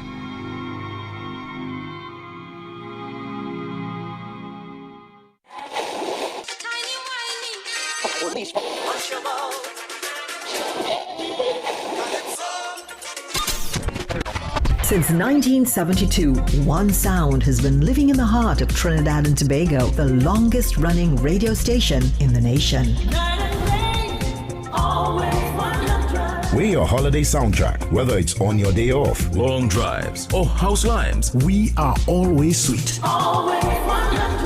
This is music with meaning, music with memories. music that feels like home, And it's not just the songs, it's the voices you trust, personalities you've grown with. laughter that sounds familiar. This isn't just radio, it's tradition. It's memories. It's part of who we are. Sweet 100.1 FM, the rhythm of our identity, part of your family. Always 100, guide you on your way. Sweet 100. What if possibility was only the beginning? Welcome to Limitless, a journey where ideas become action and action becomes impact. From breaking barriers and challenging misconceptions to designing with dignity and driving innovation with heart. This series explores how inclusion is moving from concept to community in Trinidad and Tobago. Across each episode, we meet the change makers and everyday leaders turning challenges into opportunity, building real solutions that change real lives, from possibility to impact. This is Limitless.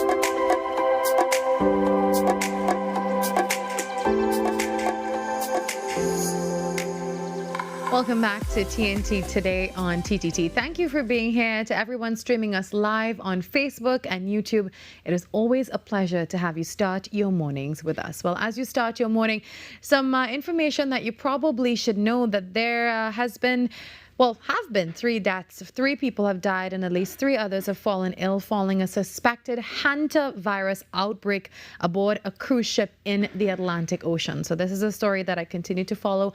We'll, of course, bring you the updates this week. The World Health Organization is saying that 1 case has been confirmed while investigations are continuing. And this is actually a rare rodent-borne virus.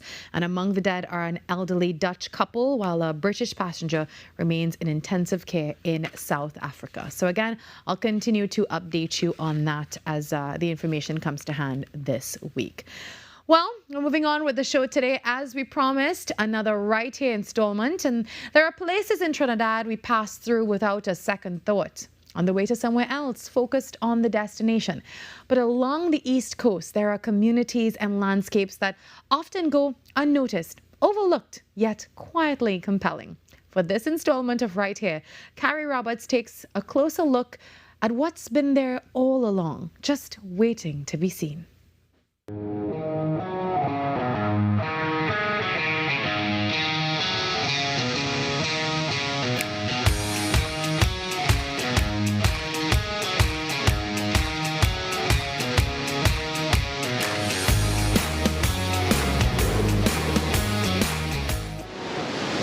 Coast of Trinidad features miles upon miles of uninterrupted shoreline, lined by coconut trees as far as the eye can see, bordering the untamed Atlantic. Join us for this road trip on this episode of Right Here.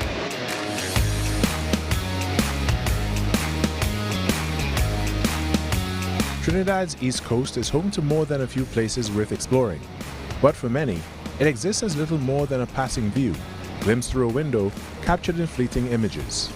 Yet beyond those brief moments, there's more to uncover, because when you slow down and step into these spaces, you begin to see what might have been missed all this time.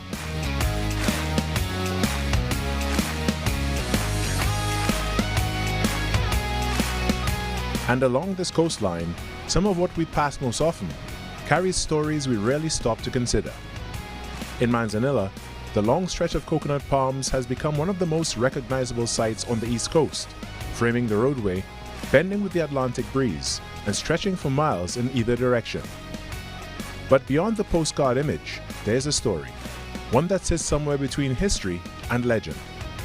Early accounts speak of a shipwreck just offshore, its cargo of coconuts scattered by the sea and carried onto these shores, where they took root and multiplied over time. Whether memory or myth, what followed is undeniable. Today, this coastline stands lined with those very trees, an enduring presence that has come to define Manzanilla itself.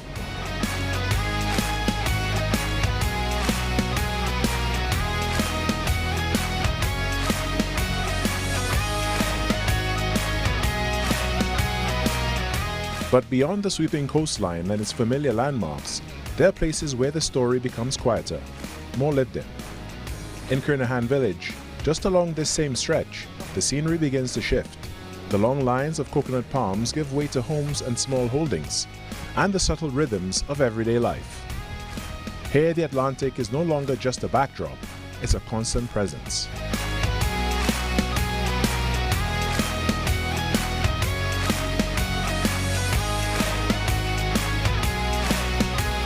Just beyond the stretch of coconut palms, the landscape shifts again. A bridge crosses one of the main rivers feeding into the Nariva swamp, often passed without a second glance, save for the occasional fisher casting a line from above. But stepping out and taking a closer look reveals something else entirely. Below, the river moves wide and slow, edged by mangroves that press in along its banks. The water appears still at first, broken only by the occasional ripple as fish rise to the surface. Between the branches, egrets and other birds settle in, some perched in quiet watch, others moving carefully along the roots in search of food. And just a little closer to the water's edge, the view begins to open up, revealing the river in its rawest, most unfiltered form.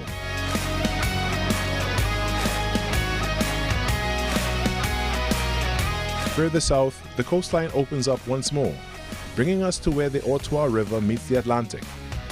At its mouth, a delta is formed over time, its edges lined with coconut trees. Here the landscape feels more dramatic, as the river's current meets the force of the tide. It's a meeting point of contrast, where the stillness of the coast gives way to the movement of the Ottawa, offering a view that captures both in a single frame. Along the roadside, a fish vendor works quietly, preparing the day's catch, a small but telling detail of life along the stretch. And just beyond, on foot, the Manzanilla Boardwalk comes into view, tracing the coastline for nearly a kilometer. Here, the Atlantic stretches outward, uninterrupted, its horizon extending far beyond sight. The breeze is constant, the sound of the surf unbroken, and in the distance, the cliffs of Point Radix rise from the water, marking the southern edge of this windswept coast.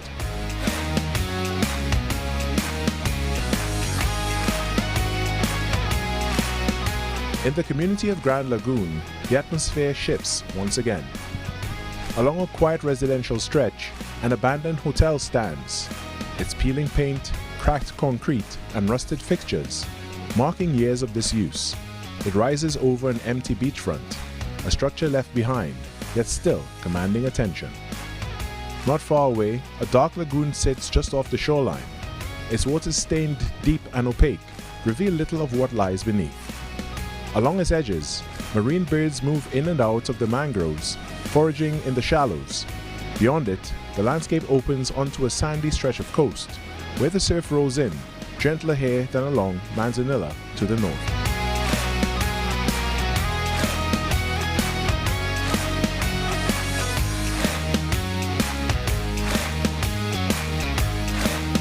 Even further south, in the community of La Savane, the coastline opens up in a different way.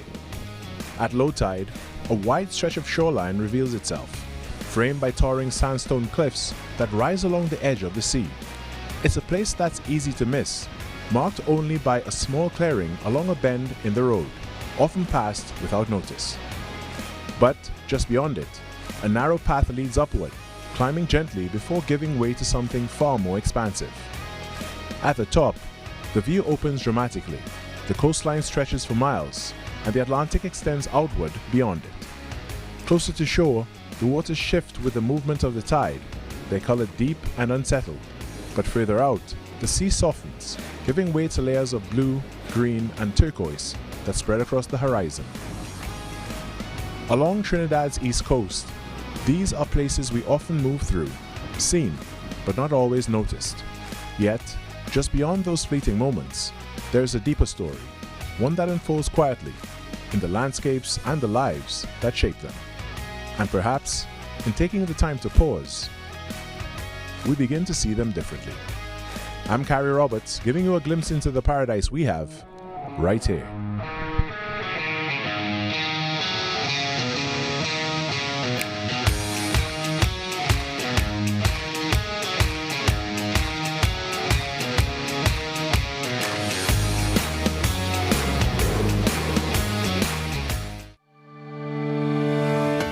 This segment was brought to you by Caribbean Glass Specialists Limited, with over 65 years in business, delivering superior quality aluminium windows, doors and shower enclosures, along with complete glass and aluminium solutions for residential and commercial spaces, with supply and installation across Trinidad and Tobago and exports throughout the region. Craftsmanship you can trust.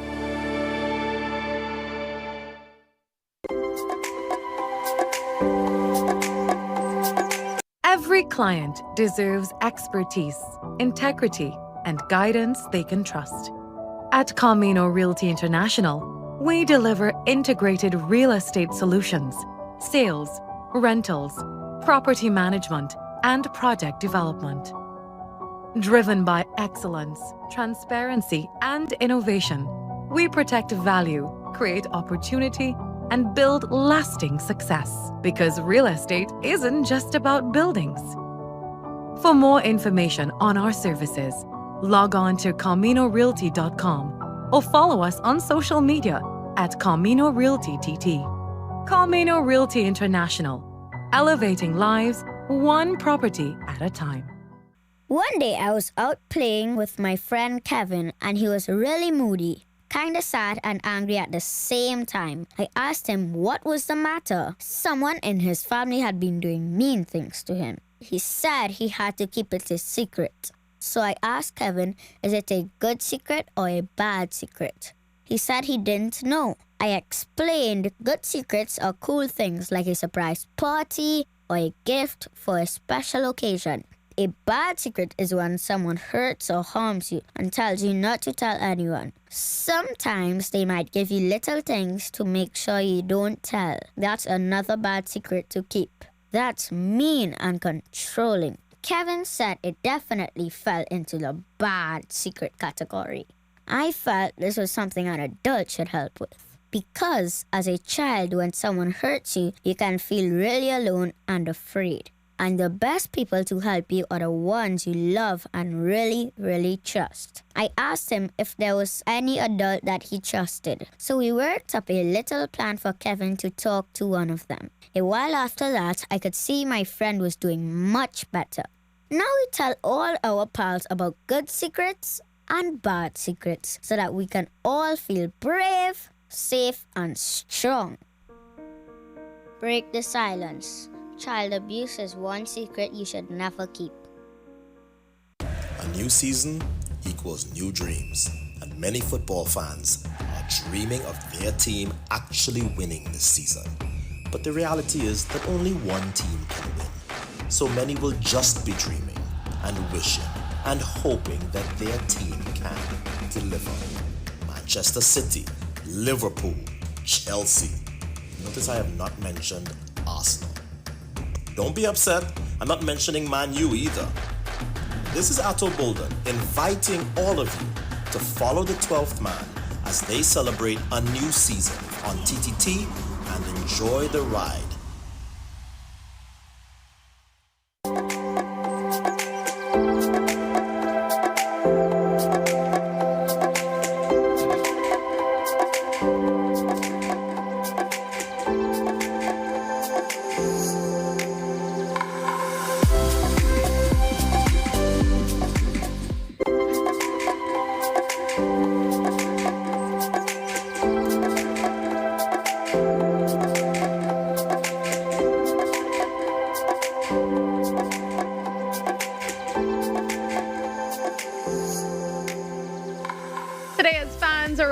Celebrate the famous phrase, may the 4th be with you. And Star Wars Day, one local organization is carrying that energy forward after hosting a first of its kind event right here in TNT.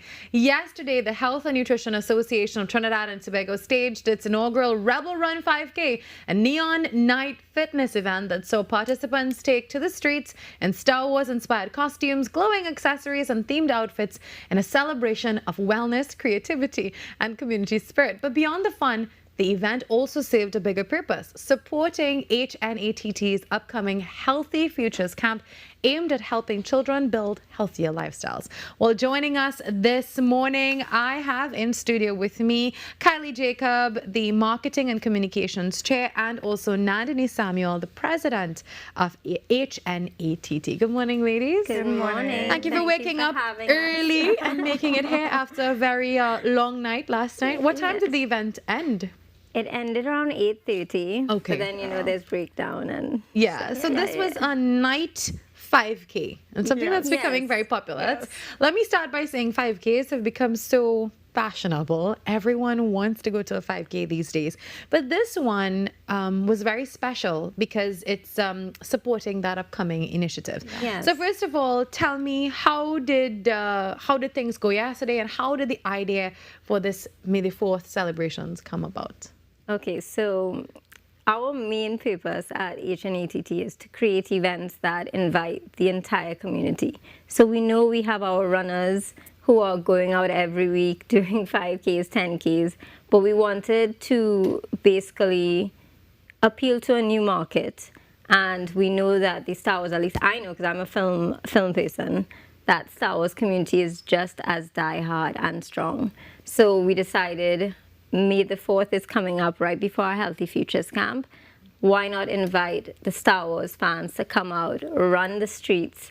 And I think it worked. We had a lot of exciting people and it was a great event. Yeah, no, I saw the costumes. It seems like everyone came out dressing for the theme. Yeah. Did you both dress up for the theme? No, we branded t-shirts. We had a best costume. We wanted to really encourage people to get with the theme. So even those that weren't Star Wars, try something. So we did have a best costume cash prize. So I think that gave a little more. I saw many contenders for that prize. I'm sure that was a hard one. It was. Now, this was the first ever Rebel run. Did it meet your expectations for what you needed it to serve? Yeah, I think it was beyond our expectations, to be honest. We got so much support from the public and private sector. So I was able to have a really successful event yesterday because it is our second 5K. So we had Fitmas 5K in December and now Rebel Run. So both initiatives were to help with this Healthy Futures camp that's happening in August. So as an NGO, we are really dedicated to decreasing the prevalence of chronic diseases in the country. We would have started in 2024, and from then to now, Charlotte would have done over 48 health fairs. Wow. Yeah, so it is a lot we would have done to try to complete this initiative and this purpose that we want to fulfill. So now tell me about the Healthy Futures camp that's coming up in August. So it's really for children who are at risk for pre-diabetes or diabetes. So it's persons who are children who between 12 to 14 who are in that obesity category. So we are trying to help at least 50 to 75 of them within a 5-day camp period. Wow. And we wanted to make sure that parents don't have to worry about having to pay to send their kids to get the help they need. So that's why all these initiatives we're doing is to help fund that. So it's just for their kids to show up and be able to learn about healthy eating, dieting, as well as fitness. Yeah, so it was a fun 5K with a purpose at the end of it all. Now, do you see this becoming an annual event, or is it going to be an annual event? We've been asked. A lot of people were excited. A lot of people didn't know they missed it. They were begging to be able to be a part of it. So it will be under consideration, but we do know we will have 2 big fitness events each year, and we're hoping to keep within the theme because people always love themes. So. So I know we spoke about the purpose of the Healthy Futures camp. This is going to make a real difference, Nandini. I know you've been working a lot in the field of diabetes and the prevention and all of that. And of course, the association also is doing that good work. So for people who may want to support the Healthy Futures camp or they want to get involved with HNATT, how can they do that? So they can reach us on Instagram at Health and Nutrition. TT or Facebook, or even contact us at 479-2271. We even have our website, healthandnutritiontt.org, so they can always feel free to reach out to us there. And they can email us at healthandnutritiontt@gmail.com. Yes. So Kelly, what was the feedback like? I'm pretty sure you've been getting messages since you woke up. Oh my God. We had such a good time yesterday. Our stories were crazy yesterday. Everybody from those who were prepared, dressed up, to people who were seeing just Darth Vader's walking the highway, because the 5K actually went on to the highway. So you're seeing a lot of people like, what is going on? What's happening? And then we were just reposting it. So we got a lot of feedback. A lot of people were excited about it. And we do think that it served the purpose, which is to bring people who never ran a 5K to come out because they're Star Wars fans and be a part of the community. And hopefully it encourages more. Lots of Star Wars fans everywhere. I do understand that we also have one of our colleagues, Sanjay, is actually dressed in his Star Wars inspired outfit today. So many people are celebrating May the 4th be with you. Well, May the 4th be with you, ladies. Thank May you. the 4th be with Trinidad and Tobago. Thank you for joining us this morning. Rebel Run 5K. We are so happy that it was a huge success.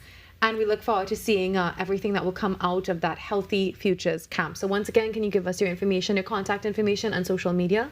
Sure. So it's Health and Nutrition TT on all our social media platforms. And you can email us at healthandnutritiontt@gmail.com. And our contact number is 479-2271. All right. Thank you very much. Well, it seems like 5Ks are the way to go these days. Everyone is preparing for a 5K. Somebody you know is right now preparing for that, getting in their steps so that they can run a 5K. It's funny, and a lot of people say they go to 5Ks for the goodies, the bread, the medals, but of course it is such a beautiful way to keep your body active and healthy. Well, whatever you're doing today, thank you for joining us on Trinidad and Tobago Today. Thank you to all our guests engaging in critical conversations, discussions, live like prison rehabilitation. Of course, we also spoke about child sexual abuse, a topic with so much stigma surrounding it. And getting into the second hour, we also spoke about PAN in South and Central Trinidad. For all the stories that you saw here, you can access it a little later on at TTT Live Online. We'll see you tomorrow where we do this all over again from 6 to 8 a.m. on TTT. Bye-bye.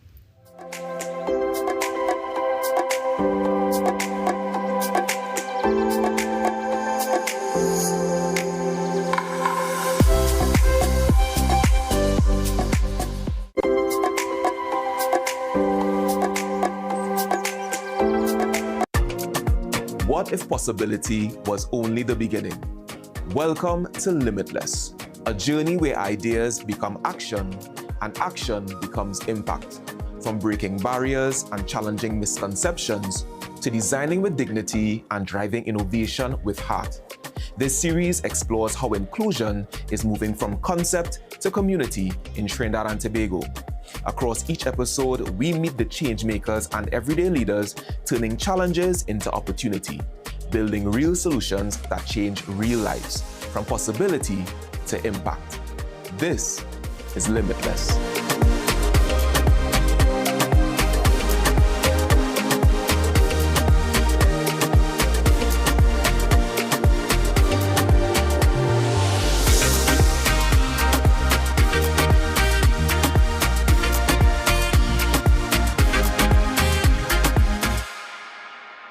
Sir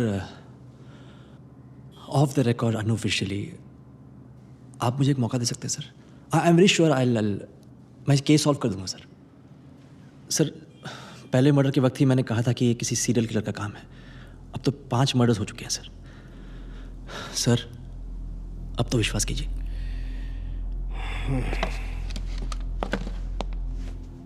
देख Sanjay, department की investigation तो चालू है, वो चलती रहेगी. तो तेरी अलग पैरेलल इन्वेस्टिगेशन शुरू कर दे. Definitely sir. अगर तेरी इन्वेस्टिगेशन का रिपोर्ट और रिजल्ट सबसे पहले सामने आया तो फिर मुझे मंत्रालय में तुझे वापस ड्यूटी पर लेने के लिए बात छेड़ने का मौका मिल जाएगा, एक बहाना मिल जाएगा. Thank you sir.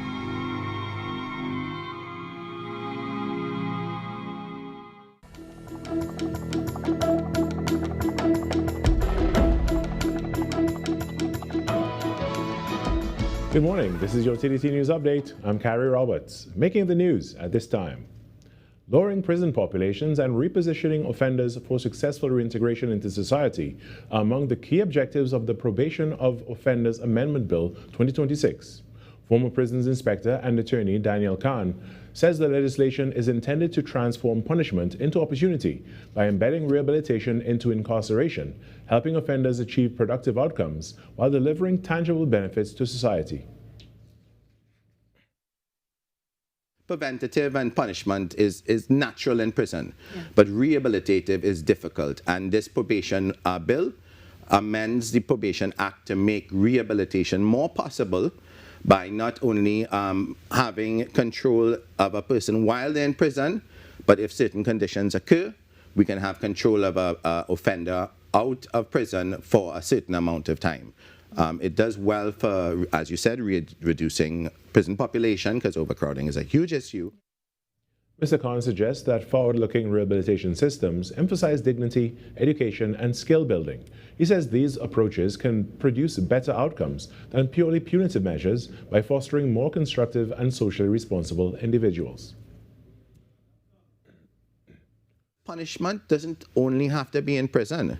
You know, punishment could be many different places and still doesn't lose the essence of the human being when they enter prison, because prison conditions are horrible. I mean, they are meant to punish, but you don't want to strip the human of his humanity, and then when he comes out, he is more of a animal to commit these offenses. So both electronic monitoring and supervision by the probation officers are excellent in that regard.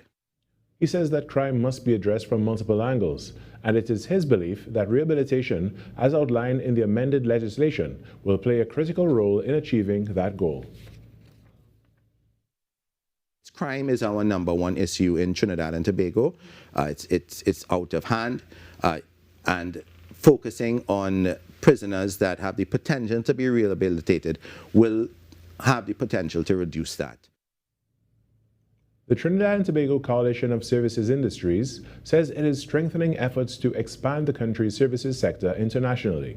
At its 19th annual general meeting on May 1st, TTCSI President Diane Joseph outlined organizational changes aimed at improving efficiency and member support following a recent restructuring of the Secretariat. The coalition also highlighted growing regional partnerships, including a new agreement with the Embassy of the Dominican Republic to support services exports.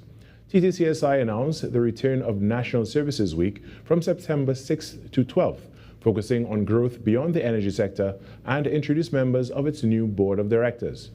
The organization says it will continue to support local service providers in building capacity and accessing international markets. In sport, Joel Embiid and Tyrese Maxey powered the Philadelphia 76ers to a dramatic series, deciding win over the Boston Celtics, eliminating their longtime rivals from the NBA playoffs. The victory also secured Philadelphia a spot in the Eastern Conference semifinals against the New York Knicks. Philadelphia completed a remarkable comeback from 3-1 down in the best-of-7 series, winning 109-100 on the road to knock out the reigning NBA champions. Embiid led the charge with 34 points, 12 rebounds, and 6 assists, while Maxey delivered an outstanding all-around performance, scoring 30 points with 11 rebounds and 7 assists. The win made the 76ers just the 14th team in NBA history to overturn a 3-1 deficit, and the first time the franchise has achieved the feat. It also marked Philadelphia's first playoff series win over Boston since 1982. And that was your TTT News Update. I'm Carrie Roberts. From the entire team here, have a great day.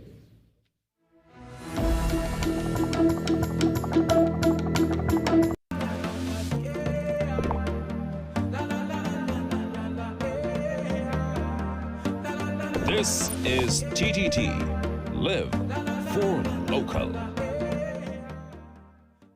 As a country, Trinidad and Tobago, I think we are much more aware of persons who are blind and visually impaired, and by extension, persons with disabilities. But the infrastructure and sometimes our attitudes are not in line with our awareness.